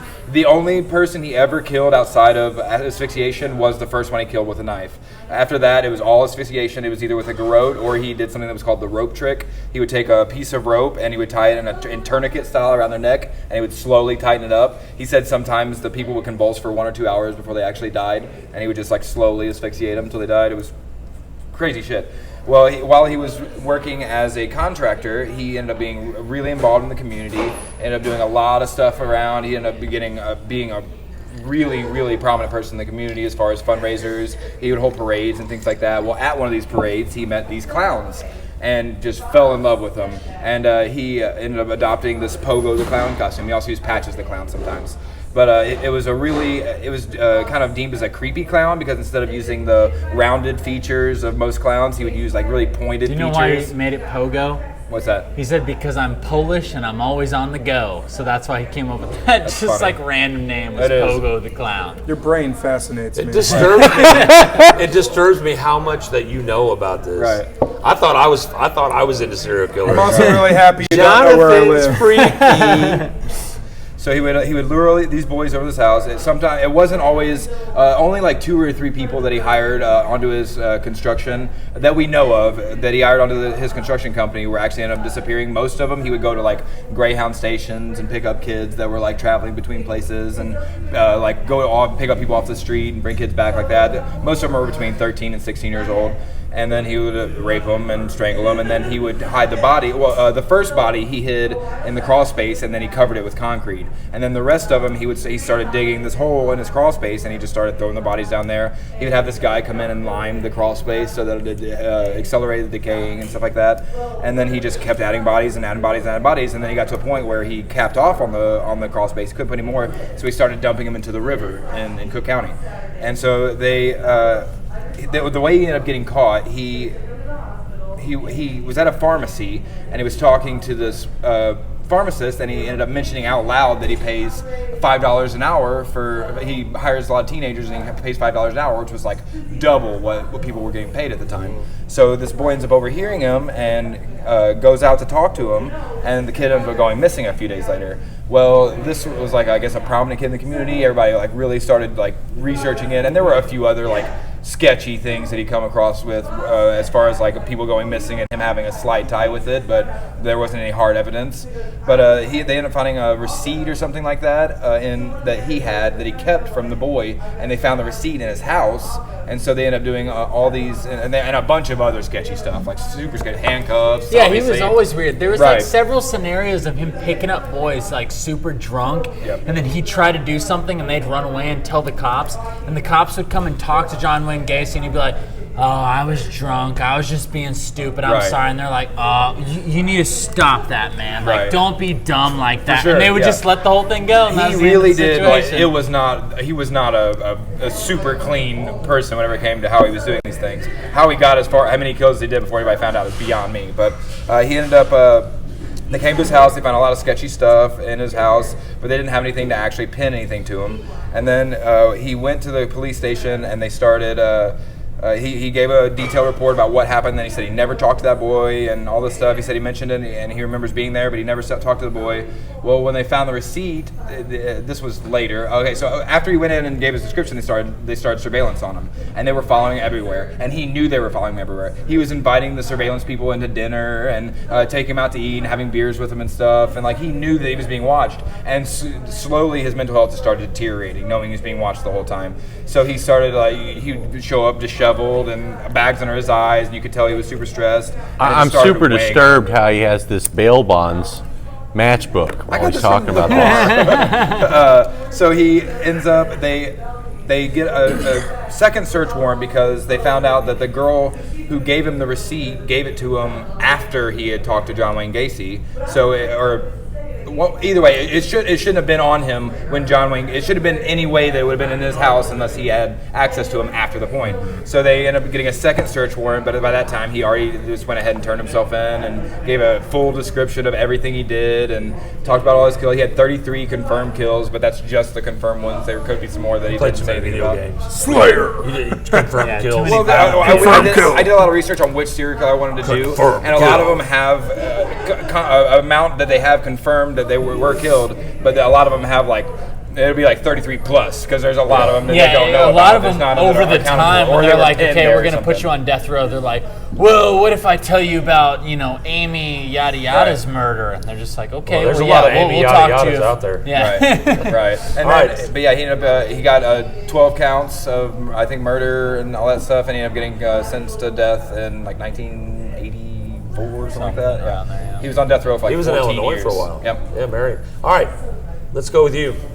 I did Eric Harper. Didn't see that coming. Good one to go. Good one to go with. All right, I actually chose That in secret. 650 confirmed kills, huh? Slayer. All right, so I did Terry Blair, actually. It is arguably Missouri's worst serial killer we have ever seen. He specifically targeted sex workers in an act of God. So, interesting. Let's just pair that. Okay. His first kill was actually his baby mama. She was pregnant at the time and the mother of his 2-year-old. Killed and raped her, not necessarily in that order. This was in 82. Oddly enough, he had 8 other charges for the same instance for murder on him.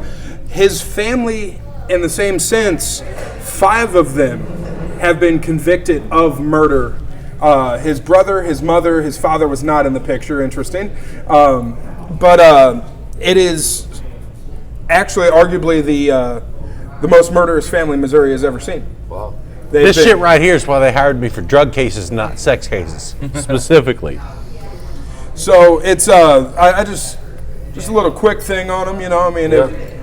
He wasn't too prolific. It didn't have a profound state. It was in Kansas City, but I thought it was interesting that it was the whole family.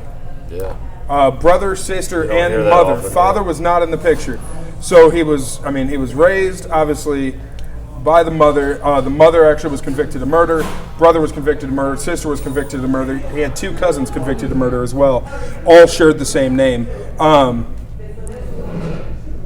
Far as I know, still alive. He's living life in prison. Wow. So basically, to close this out, the interesting part is... This is an interesting one. Can I throw this one in real quick before we stop? You know who the person with the most confirmed kills as a serial killer is? It's a woman. It's Luis Garavito, I believe is how it's pronounced. Colombia He was from it's the Colombia, Ecuador, Venezuela era. Had 138 proven kills and over 300 suspected. Over 300 kills with one person. It was like child murder, They would go around and pick up kids off the street. Yeah. I can't even list 300 people I want to kill. Street rats, you know what I mean? He would go and get them and take them home, kill them, rape them. Yeah, over 300 confirmed. Arguably, it's actually Bathory with a estimated 650 confirmed kills. She was a Hungarian. Where did you say that was profile. Brazil? Well, it was Ecuador. That was Venezuela. Venezuela. Yeah, and that's Colombia. interesting because I wonder how much their police force was investigating that, because from what I've researched, the majority of the time, as far as in America, whenever a serial killer is able to just keep on killing, the reason that it goes on for that long is because policemen don't want to do their job Right. like to a T. It's That's just why kind it doesn't happen here very often. yeah, just kind of like with, John Wayne Gacy. It was just like there were several boys that escaped from him that were like, he tried to rape me and he Right. tried to yada yada, and they were just like, Yeah. he was drunk. Right. Like they talked to him, and it's just like he was drunk. He was You being sound like that slug off of Monsters Inc. when you do that. Yeah, well, we'll keep an eye on you. So the reason that I wanted to do this one is because this country in particular, I have the American with the most confirmed kills too. Samuel Little had 63 confirmed and 93 suspected. That's the American with the most. it's a lot. Yeah. So I should say the reason I wanted to do this is to bring to light the fact that when we talk about life and how we live our lives, there's a whole other world within our world, and serial killers live in that world. And the reason that I think serial killers are so fascinating for so many people in this world is the fact that they live amongst us. They like you said, he was a contractor. He was a shoemaker. Prominent figure. In Ran the an community, inn, ran the a last tavern. person you'd expect. Like, And so what the whole point of this is you just never know people very well, and you think you do, and it's really hard because a lot of times in life you see signs of people. When we talk about mass killers and you want to identify signs, serial killers, we talked about this. There are certain things they do, but in the case of Ed Kemper, for example, he's one of the well-known ones that kind of started the Mindhunter FBI behavioral sciences program. He was an advisor to them when they started analyzing serial killers. The thing about him is he knew he was going to kill his mom for a long time. He just had to get the courage up to do it, and his relationship with her, as it festered and got worse and worse, it just made it easier for him to take that moment. And then, of course, he had sex with a dead skull, which was but that was to degrade her, in his mind. Yeah. But he went into great detail on the psychosis and psychology of killing and the process of how they go through it, because the fascination is their pleasure and their relief that they feel when they kill it's almost like getting pressure off of them. So how some people go to the gym or they to have a drink or whatever. That is most normal people's kind of way of releasing tension. These guys are so dark and so lost in this world that the reason that we're so fascinated is we see people and we see they look like Ted Bundy looks like every college guy that you ever knew. They're so fascinating because they live next to us.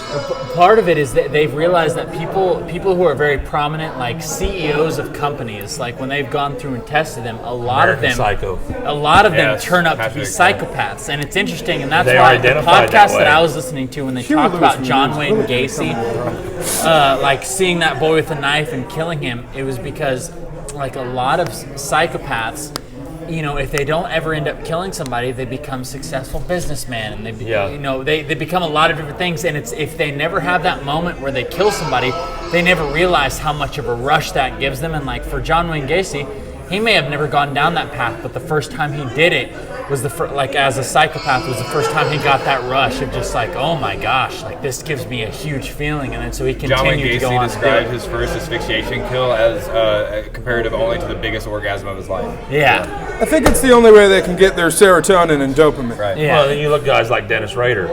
Dennis Rader's a prime example. The BTK. Yep. Church guy, family guy, very normal life, but over 3 decades he killed 20-something people. Yeah, BTK was one of the prime examples of everyone around him was like, he's kind of a nerd, like This he's can't kind of weird, possibly but he's a happen. normal guy, like he's a loser, like there's no way he's doing. Hey, he's just a family guy. When I was bringing up, when we were talking about the McDonald triad, the head trauma thing that I thought was part of the McDonald triad, I actually researched that, and like just some notable people. There's been a bunch of serial killers that in their childhood they had head trauma. Like I tried to look up Ed Kemper, John Wayne Gacy, Richard Ramirez, who was the Night Stalker, Ed Gein, David Berkowitz, who was son of Sam, Henry Lee Lucas, Dennis Rader, BTK, all had these head traumas that I was talking about. Like it's a weird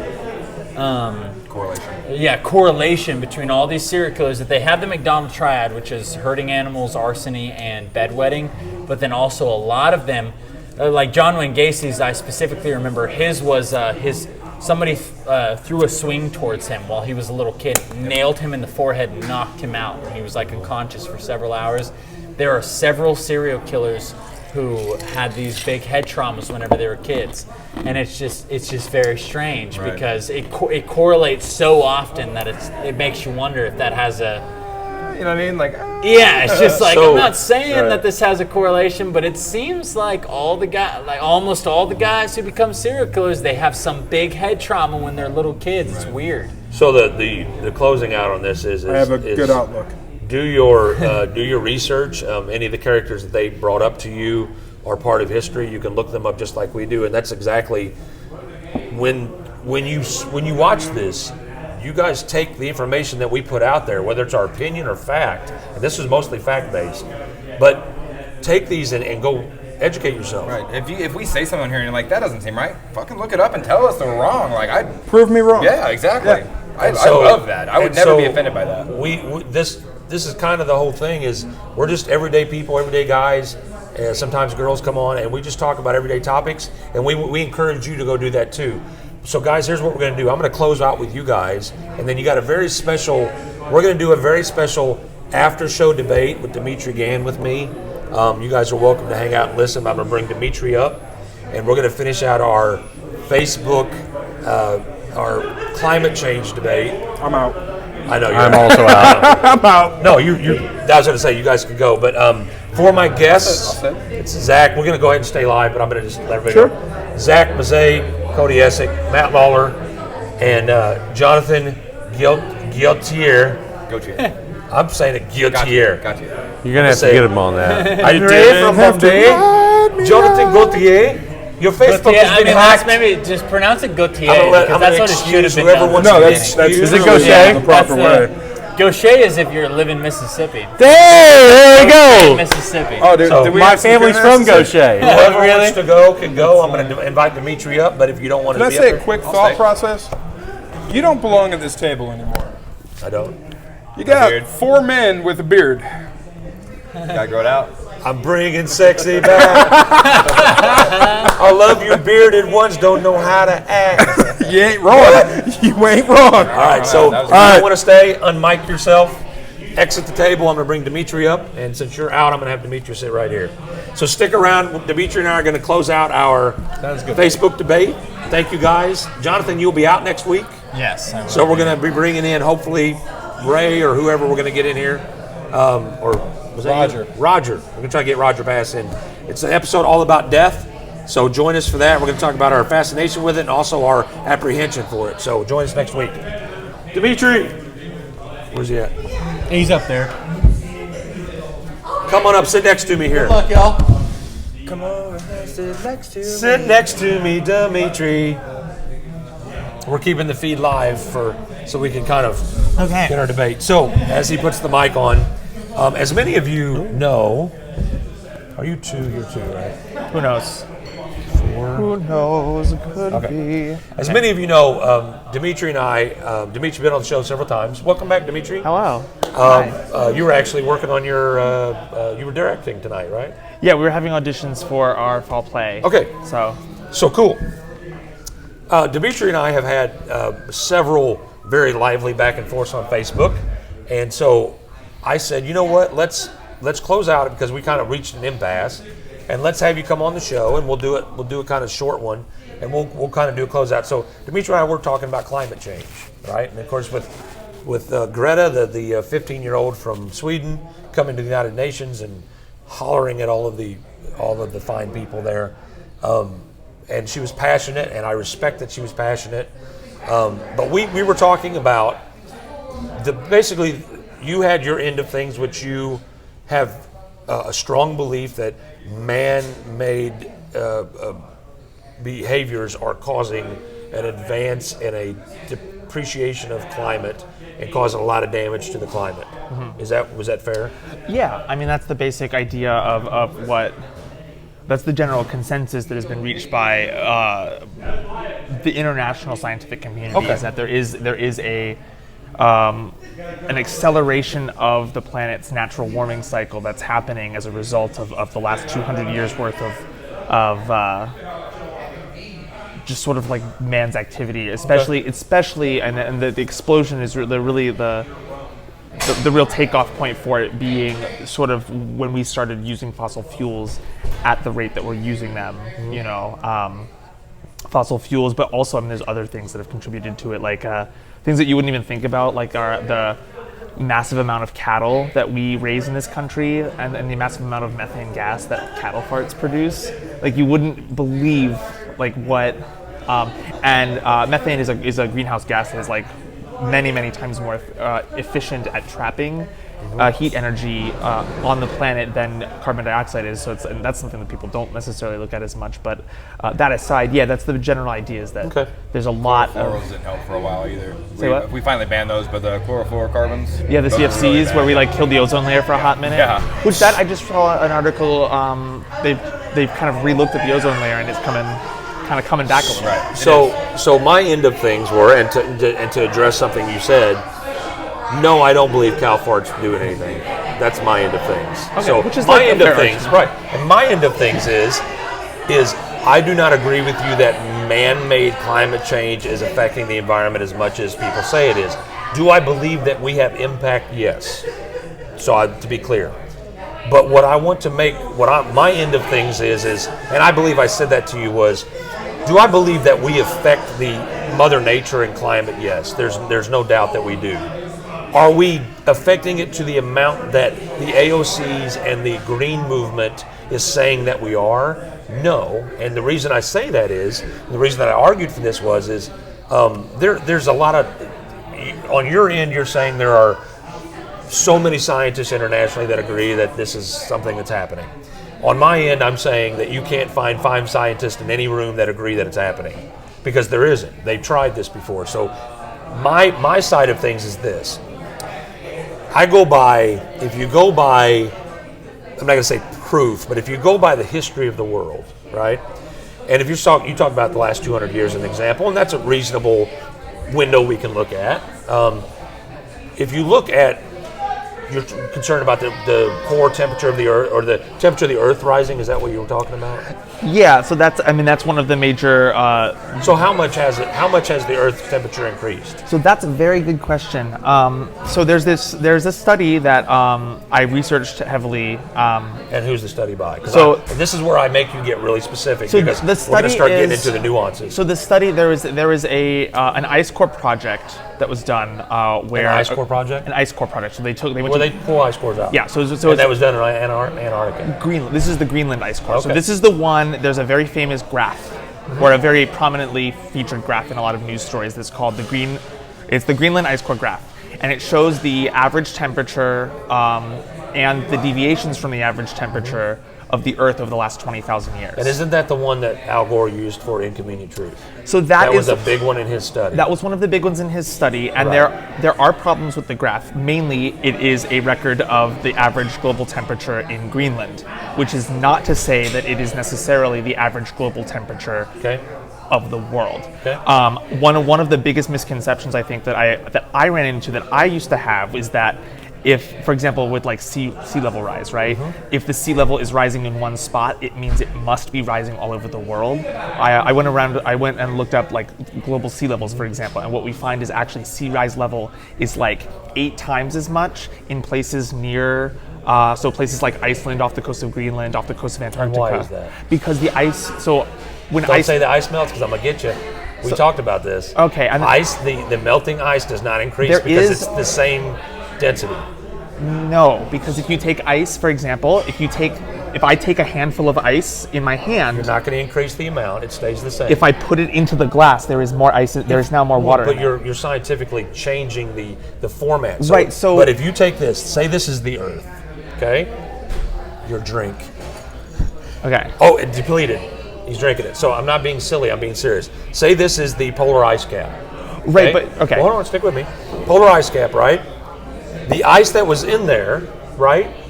The ice that was in there, would it melting cause it to overflow? You're or only decrease? thinking of the ice that's in there. A lot of the ice comes up above the sea Right, level. right. and But melts. neither Well, matters. and that actually neither matters. And here's the doesn't point. matter the point. either. It Because, doesn't matter. Well, you're right. but here's the thing that you're not thinking of.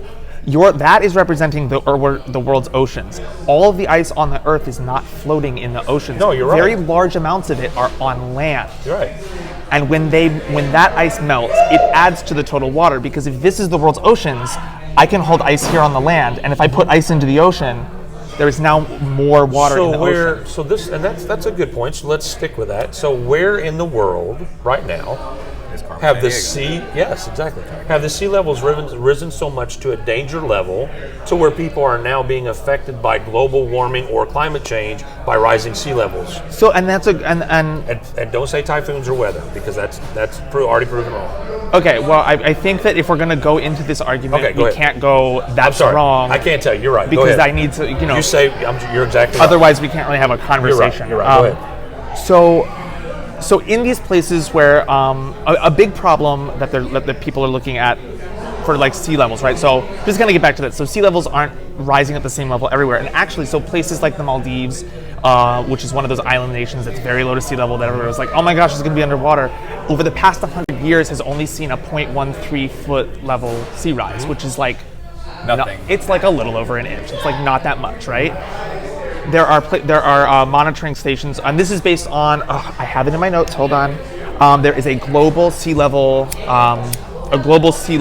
index monitoring system that is like internationally funded. It's just buoys all over the world, and all they do is give you the information. Mm-hmm. So that is monitored by, hold on. It's got some fancy schmancy name. I want to make sure I get it right. Where is it? I took a bunch of pictures of.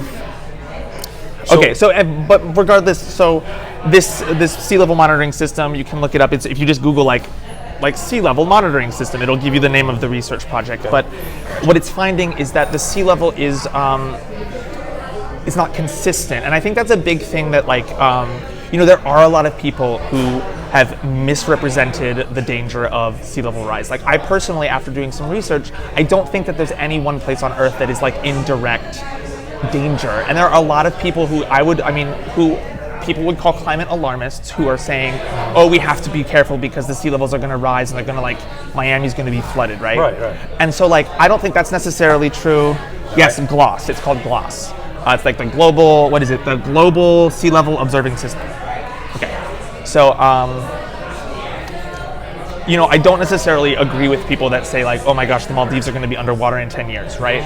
Because I looked into that and I said, have the Maldives lost any land? And the answer, for the most part, is no. There's been like a sandbar that was like literally at sea level that disappeared, and that's like one thing, But one of the things that GLOS has found is that since they started looking at average global sea level since 1993, which granted is not a ton of time in the large geological scale, they have seen an average of 1/8 of an inch global sea rise every year, and they have not seen a single year where it has been below 1/8 of an inch. And that's sort of a conglomeration of like all of these places. So that's not just it's not just places near melting ice caps. It's not places where, in the tropics where there's basically no sea level change. It's just sort of the average of those places. And also 1/8 of an inch doesn't seem like a lot, but whenever you think about it on a global scale, for the water level to rise that much, that's a shit ton of water. And there's two things that they're actually talking about. Now, one of them is... Hold on just a second. Okay. Now, eventually you're going to have to break your conversation and let me come in. Yes. So I'm being very nice, because we do that with each other. We're very nice. But I can't let you just keep going. Right, sorry, that was just a complicated... Close that part out. Okay. And then let me jump in. So global sea level rise is, and there's also the thermal expansion of the water itself because of the average global temperature, which is, we are experiencing a warming trend. And so those two things together, I think that's like a set of data that I personally can look at, and regardless of what what kind of information a scientist gives me, or what kind of commentary I get from the media, I can say, okay, if there's a global sea level rise of 1/8 of an inch every year, and on top of that, it is an anomaly, and according to that ice core, we should be in a cooling trend, because it looks over the past 20,000 years, and up to about 6,000 years ago, we were actually on a warming trend, and then we started to dip back down, and I have a picture of it actually, if you need it. We started to dip back down, and according to the natural cycle of the Earth's warming and cooling periods, which do happen, we should be good in cooling, and what we see instead is this giant upswing right at the end, right? Yeah. Which a lot of people have called into question that upswing, because it doesn't make any sense according to the data. Right. but that's one of the major things that I look at, and I can say, okay, well, what is that about? So I'm as I begin to talk to you about this, and listening to what you said, I wanted you to define a couple things that you're concerned about. So you mentioned cow farts. Right. So that's actually methane. That's right. So that's okay. So to be clear, to be fair, what you mean by that is the methane that comes out of the cow's anus is so prevalent that it actually registers on a climate change scale. It does. I mean, that's how many cows the United States, if you ever see some of those large, like, industrial scale cattle farms, they cover, just giant. Right. You just zoom out forever. So wouldn't it stand to reason that human beings would have more to do with that? Because we fart way more of us. But so if you're talking about flatulence, I think there's more cattle than humans on the planet. I don't think there's more. Yeah, let's look that up. You have to feed the humans with food. That makes sense. And also, I think they have a lot more that they release than a human does. They have more body mass. They're larger than us. So we're gonna get. There's a billion. Okay, so not more cows. We're going to get off of the cow farts because that's kind of a silly thing. And neither here nor there. Right, and it really has almost no effect on climate change. Even scientists that looked at AOC's proposals. Well, which scientists? So I'm going to be picky. Which scientists? The scientists that are now with the IPCC. So the governing body. I can't remember the name of the. If it's International Climate ICPC maybe. I don't. Anyway. It's kind of recognized as the world climate change conglomerate. All right. They used to be at one time, when they did studies, it was very kind of just monitoring. And when climate change wasn't really a thing, it was just watching the world, right? And they paid attention to, open water activity and volcano activity and earthquakes and kind of just everyday procedures, things. It became a political thing. The head of that organization, the I don't know, can you look that up? Maybe IPCC or... The head of that organization quit the organization because it became so political, and they turned a real study of science into this political money-making machine that it is now, and that's my problem, so you understand where I'm at. If this wasn't being used as a political maneuvering tool, as opposed to, do we really care about the planet? Because my problem is Greta, the 15-year-old from Sweden, wasn't talking to China. She wasn't talking to the biggest. She was IPCC. She was talking to the UN. China's at the UN. She's talking to the United States. It's the Intergovernmental Panel on Climate Change. Well, right. The United States was in the room, but I think that's your interpretation that she was talking to the United States. She was talking to an open session of the United Nations. Why didn't she use Swedish language as opposed to English? Because English is the lingua franca of the world, and it's the one that you use when you're talking to the entire. Then why would you use English? Because it's the official leader, right? It's the official language because why is the United Nations in New York? It's in New York because at the time that it was built, the United States was sort of like the world's superpower, and it still very much is like the world's superpower. But that doesn't necessarily mean that, like, just because, and you know what, she definitely was including America in who she was talking to. My main issue with the climate change argument now, right, is we get the climate change argument sidetracks itself.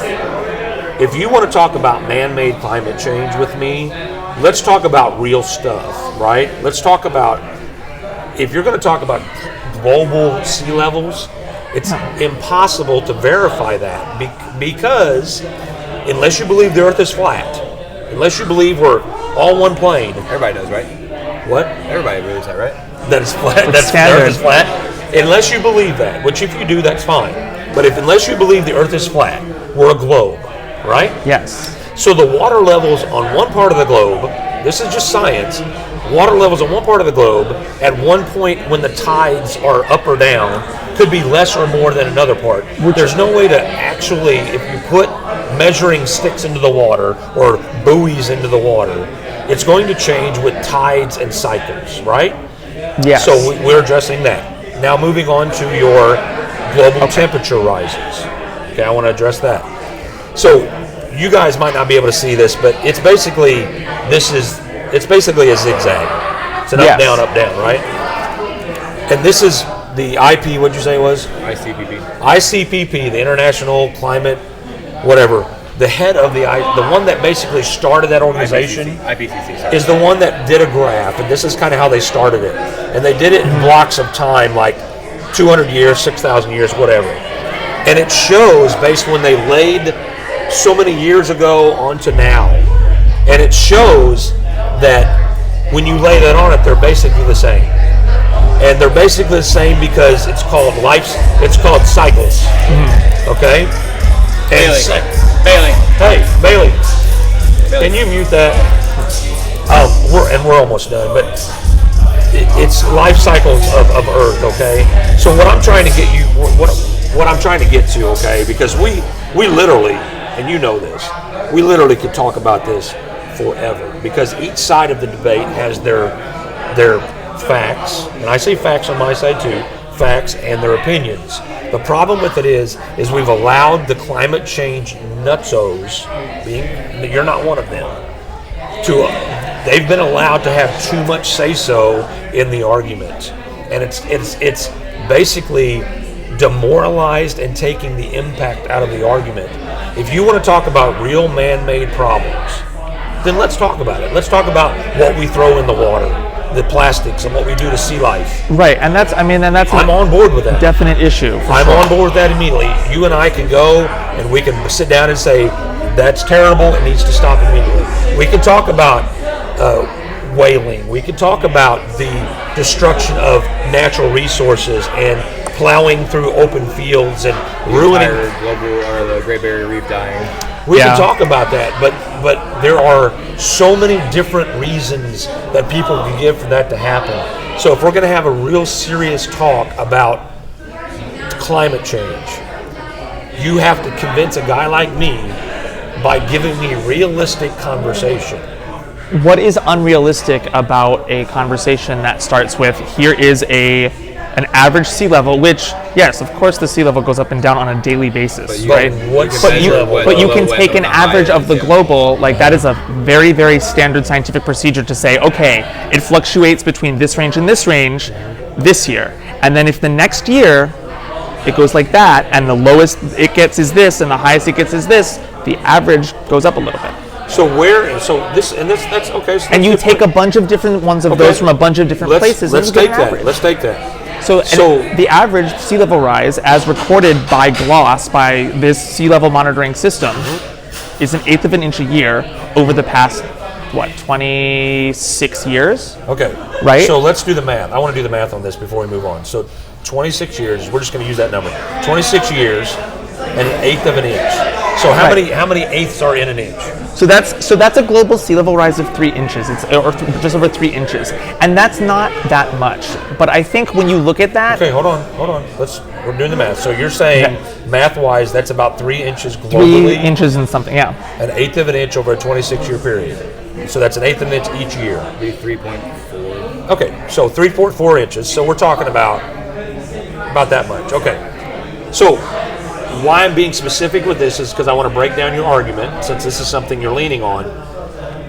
I want you to tell me then, what part of the world is this happening? Because and I'm just going to give you a realistic example. When I go to the beach in Tybee Island or Florida in Clearwater, there's no 3.4 rise. There's a rise and there's a depletion.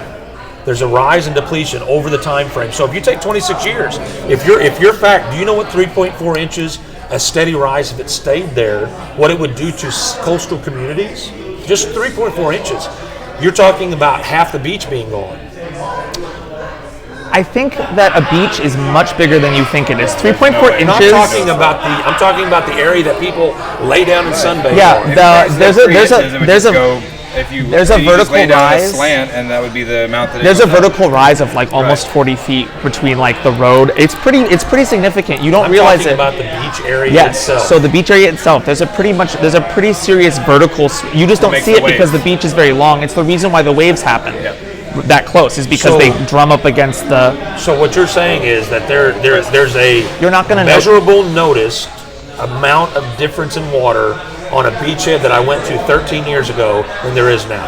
Well, measurable. Okay, but here's the thing: is measurable it's a measurable difference to a very, very to a very sensitive piece of scientific equipment. That's like,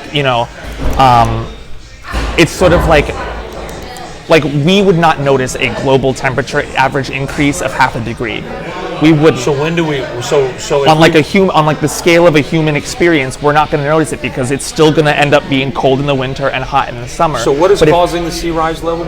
So that's happening because of two things. Number one, thermal expansion of the water because of the actual global temperature. Thermal expansion of the water. Yes. So water Break that down. Okay. So as a liquid gets hotter before it boils, just like a liquid, right? Or a gas, same thing. There's a little bit of thermal expansion that happens, and that's just sort of like thermal from the earth. You know thermal expansion because what happens to if you have a piece of metal or your tires in the summer when it's really hot out? What happens to your tires? They get a little bit. The air pressure goes up a little bit because the tire pressure. And then that decreases in the winter. And it decreases a little in the winter. Yeah. So as the average temperature, and that's one thing to know about the ocean is that like when we're talking about it's hard. It's kind of difficult to look at this in sort of like human terms because we can see it on a small scale that when it happens in a tire, but it's a much larger process. So, but just being real, where have you seen this? This yourself? No. To say that it doesn't happen because I don't see it. I'm not saying that. I'm asking you where you've seen it. What I've seen thermal expansion in like where you've seen these sea level rises and global expansion of the water and all of these things that you're saying has happened. Well, I've never seen radiation, but I know it kills people. I had never seen. There's a lot of things in this world that I haven't seen. I've never, that. I don't think that you can say because you haven't personally experienced it, it's not happening. Not personal experience. What have you seen? Like I've seen tape and video of radiation kill people. I've read studies. I've seen it in nuclear tests. But this isn't something that we're going to see yet because I think that's like the biggest. These are warning signs. So that's the biggest frustration. Here's the thing: nobody saw Chernobyl, right? Even though there were things going wrong. Okay, I don't want to equate nuclear disaster with climate change. It has nothing to do with it. So let's not equate for the sake of the argument, I think it's not a good argument to say. Just because it's not happening yet doesn't mean that just because I don't notice the effects of the thing doesn't mean it's not happening. These are all very small things, and that's the most important thing to think about is that there are climate alarmists that are like, this is going to be this crazy rapid change and it's going to happen like in the course of a human lifetime. But what the scientific community is really saying is, no, this is just a very small beginning to a process that has the potential to rapidly accelerate as humans continue to burn fossil fuels, as we continue to kind of disregard what we're doing with the planet, which I think any human being can look at like the way we treat the planet and say we don't do a good job of monitoring. Look at how much plastic's in the ocean. Look at how many coal-burning power plants we have that just like spew out a bunch of crap all the time. And I think let's put it this way. I have to hold back things I want to say because I don't want to insult you. I don't agree with any of what you just said. Being someone that needs proof to see these things. But what constitutes proof? Because like I give you like global sea temperature rise, I need to see things. Well, you might not see something. I need to experience. You might not see it in your lifetime, and that's the hardest thing. Is that it might not be you that sees any of this, but it might be your grandchildren. Well, so when and I'm going to move on to the next thing, but you're not old enough to remember Al Gore that much. Yeah. No, how old are you? 28. We'll be 28 in like a week. But you weren't really at the age where when he put out Inconvenient Truth, you weren't really at the I get what's going on stage yet. I was. Yeah, you're right. Okay, so when he gave his symposium at TED, when he did his TED Talk, when he gave his lecture, and in the movie, he said the exact same stuff you're saying about these things are happening, and if we don't change them by the year 2010 or 2000, he said, and then it changed in 2010. By the year 2000, there's going to be. He literally said this: the glaciers will be all melted. The sea lions and walruses will be extinct. The polar bears will be gone. And in that time that he said it was going to happen, none of that happened. None of it. It reversed actually, and polar bears increased.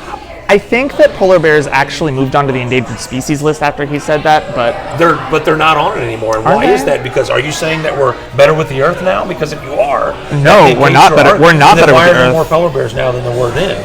When they were, how did they not become endangered?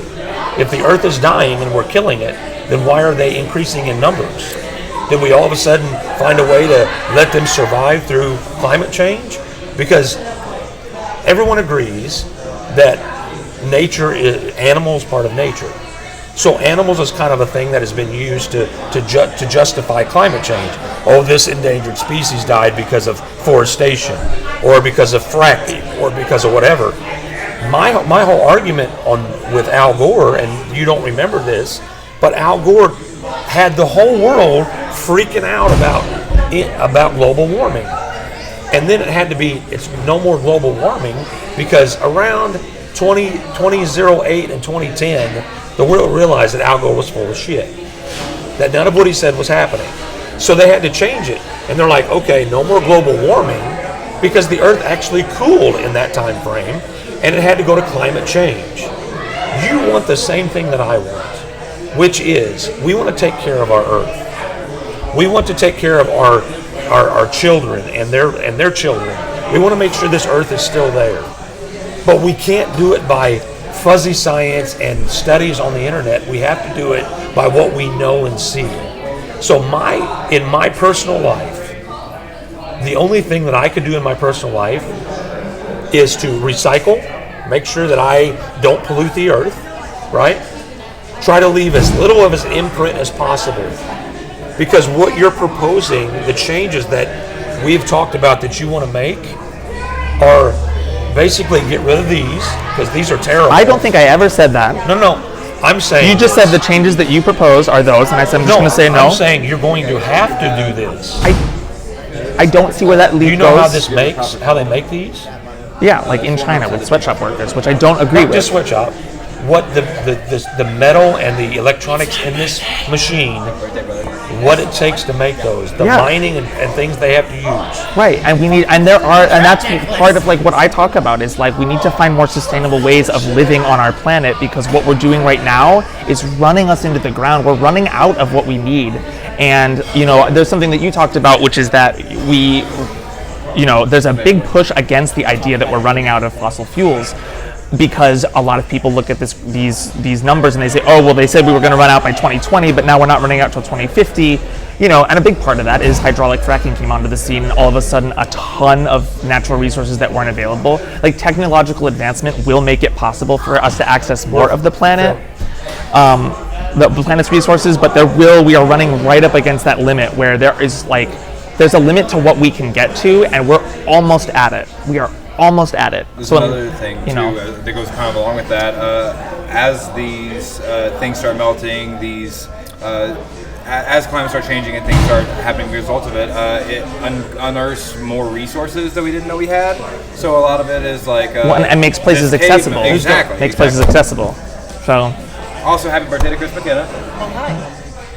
You see big lights and a camera, and you walk twice. Goober. I guess overall my point is, there is a lot of support, like whether or not you believe people like Al Gore, and I think that it's handy to single out people that maybe whose predictions didn't come true. There's lots of people whose predictions didn't come true. Well, because that's what we go by in the world. We look at, if somebody says this is going to happen and then gets everybody to start changing how they live and change their lifestyle and start believing in a philosophy, which is now, I'm sorry, but it's now a cult. It's now this religion. Well, I think that's really, that's a problem. I mean, I could say the same thing about people who support Donald Trump, because I look at that and I see fanaticism. I agree with you. But the thing is I don't like those people. But I don't necessarily look at the international, I don't look at this very Americanized view of these people who are we're going to lose the planet in 20 years.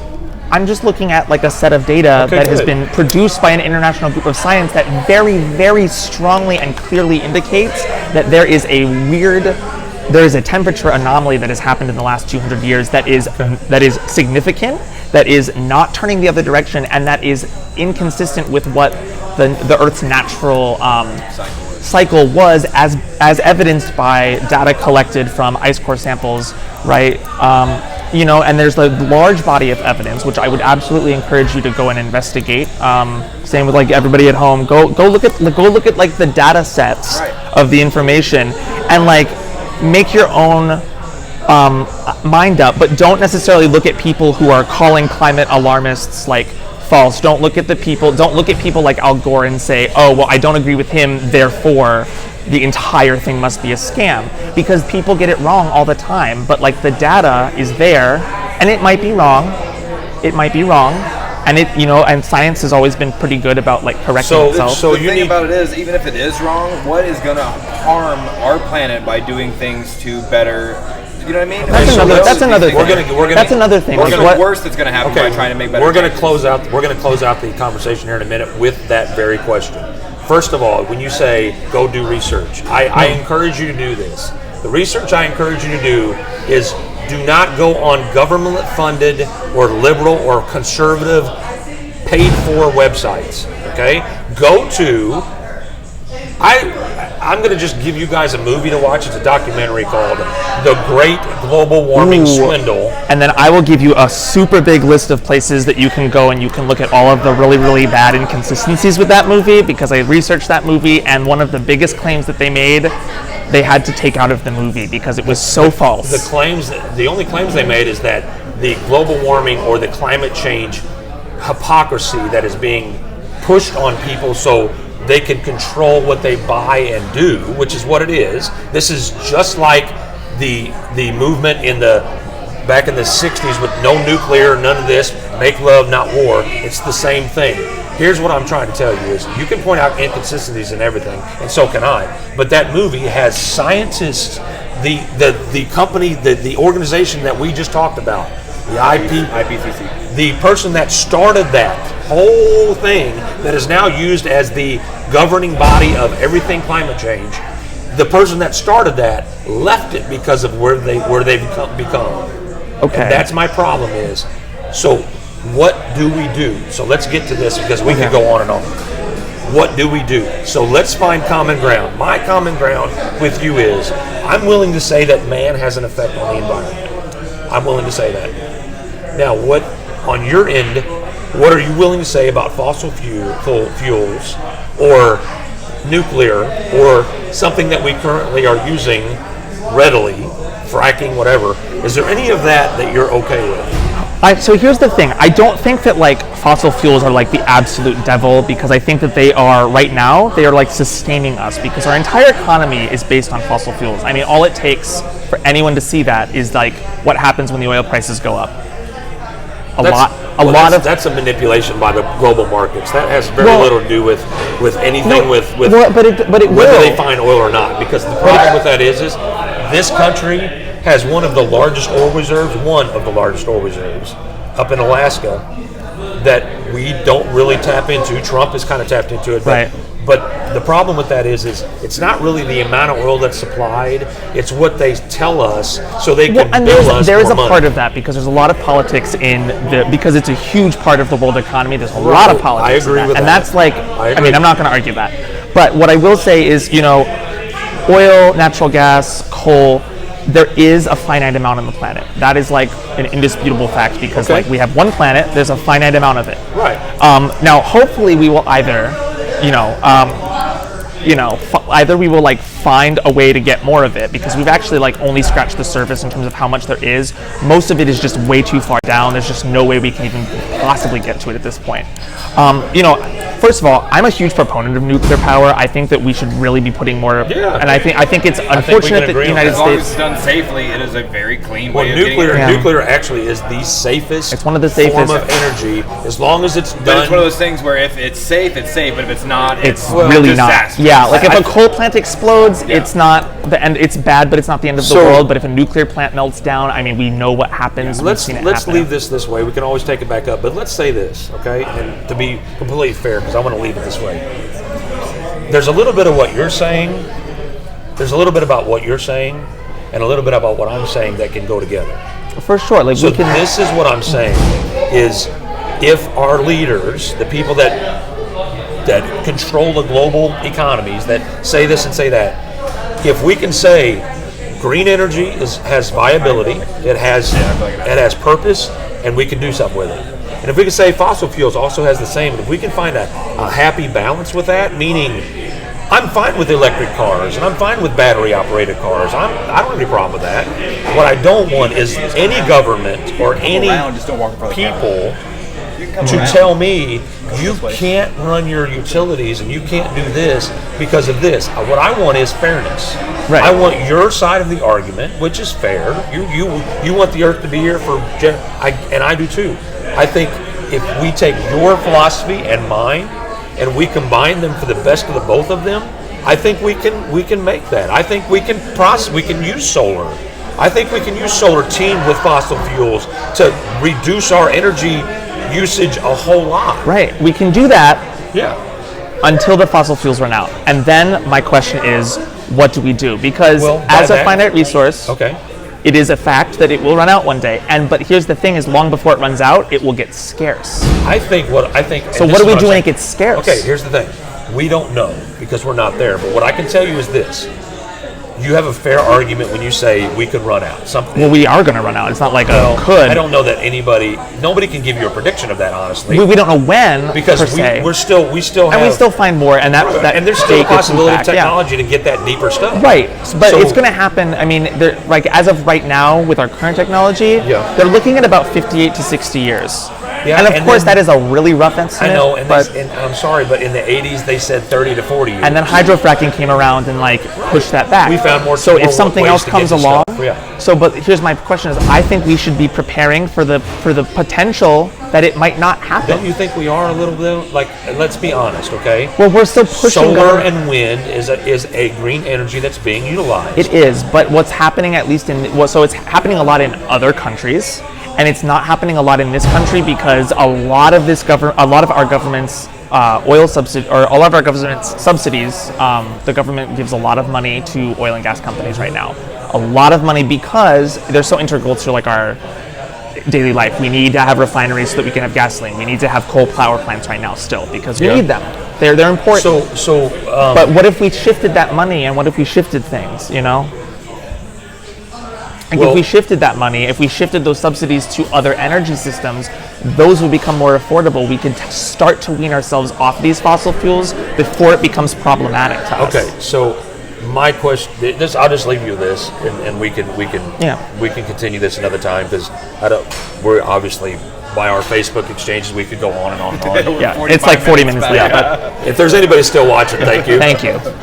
But this is what people need to do. Right. This is the thing is, you and I we get frustrated, but we argue fairly with each other.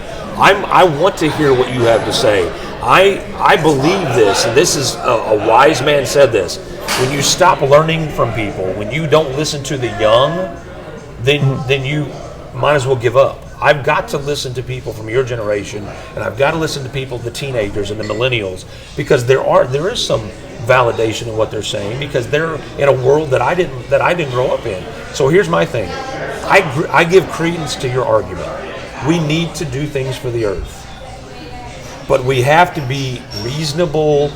The problem with that is the party that is pushing this most is the left, Democrats, socialist side. Okay, I'm not saying it's wrong. I'm just saying that's the side that's really pushing it. Sure.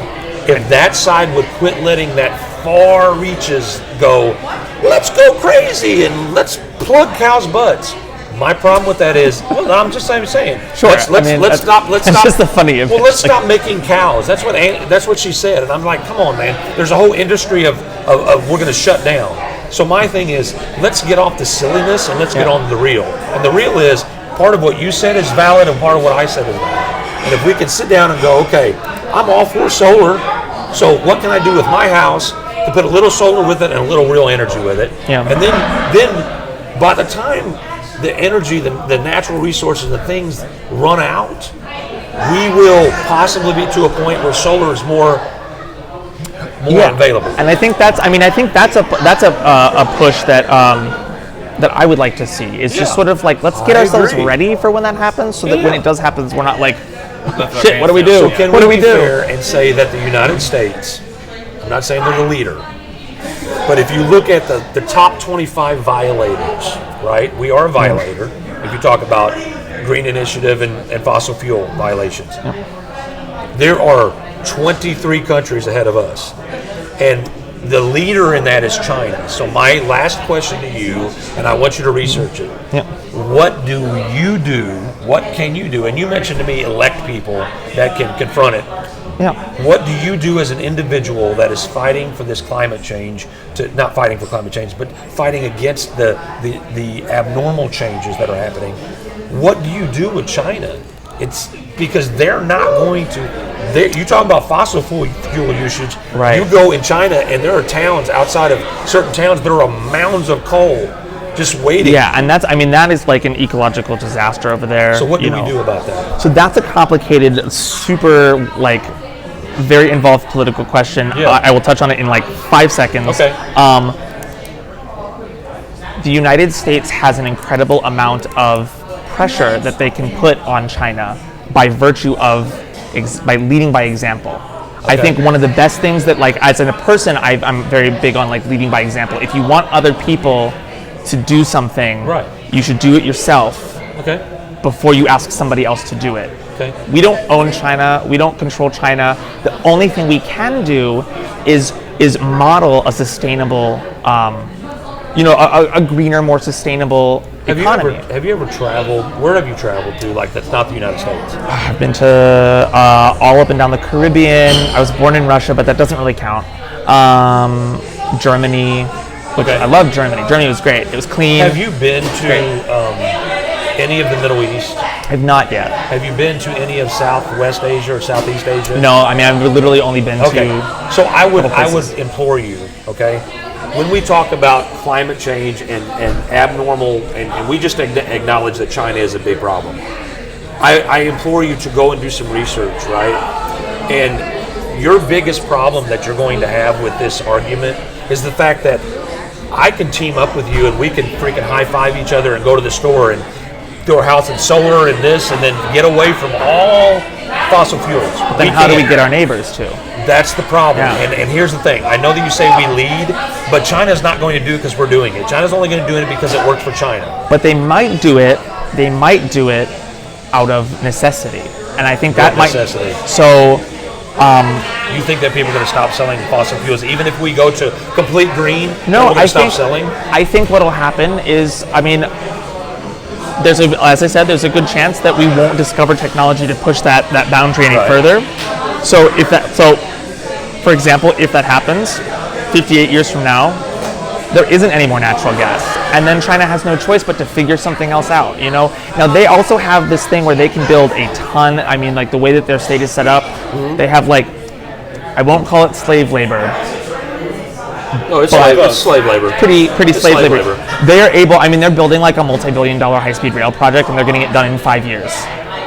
And it's something that would take a United States company 20 years to do. But here's the thing about that. My issue with that is these countries that are huge global violators of these things, they also make a show of things. So they build big, huge rails that are look what we built. But meantime, underneath them, there's people living in squalor and there's coal piled up. Yes. So here's my thing. We'll finish it out and we'll be done with it. But I appreciate your candor. I appreciate you willing to talk about it because most people on your end of the argument get pissed off and shut down. And see, I would say that most people on your end of the argument, when I try to talk, also get pissed off and shut down. And that's the thing. What I want to encourage everybody to do, stop doing especially, sit down and find common ground between his argument where things are going to run out, because things run out, and my argument where, okay, I'm willing to say we need to make some adjustments to what we're doing and find a happy medium where we can use nuclear and solar and still have fossil fuel usage. We can do all of that stuff, but we need to find a balance. And when you start going too far one way or the other, you lose focus of what really matters. Yeah, right? For sure. All right, so for Eric, Cody stuck around, thanks. And Dimitri Gann, as always, I love you coming in and being able to talk a little bit with you because you're one of the only people that I feel comfortable sharing ideas with because you're willing to listen and also share yours without judgment. Yeah. And that's what everybody has to do, and I'm sick of the world not doing that. So for all of us here and for Sessions. We went way over tonight, so if you stuck around and listened to this debate, Yeah, God bless you. appreciate it. Share this episode. You can stop watching anytime. But this is Sessions. We stream it every night, every Thursday night from 8 to 10 p.m. And for my guests on the left, Dimitri and Cody, we're out. We'll see you next Thursday. Death is on the menu next Thursday on Sessions. Good night, guys. You look way too good to be on here. You would make us look really bad. Good. Awesome.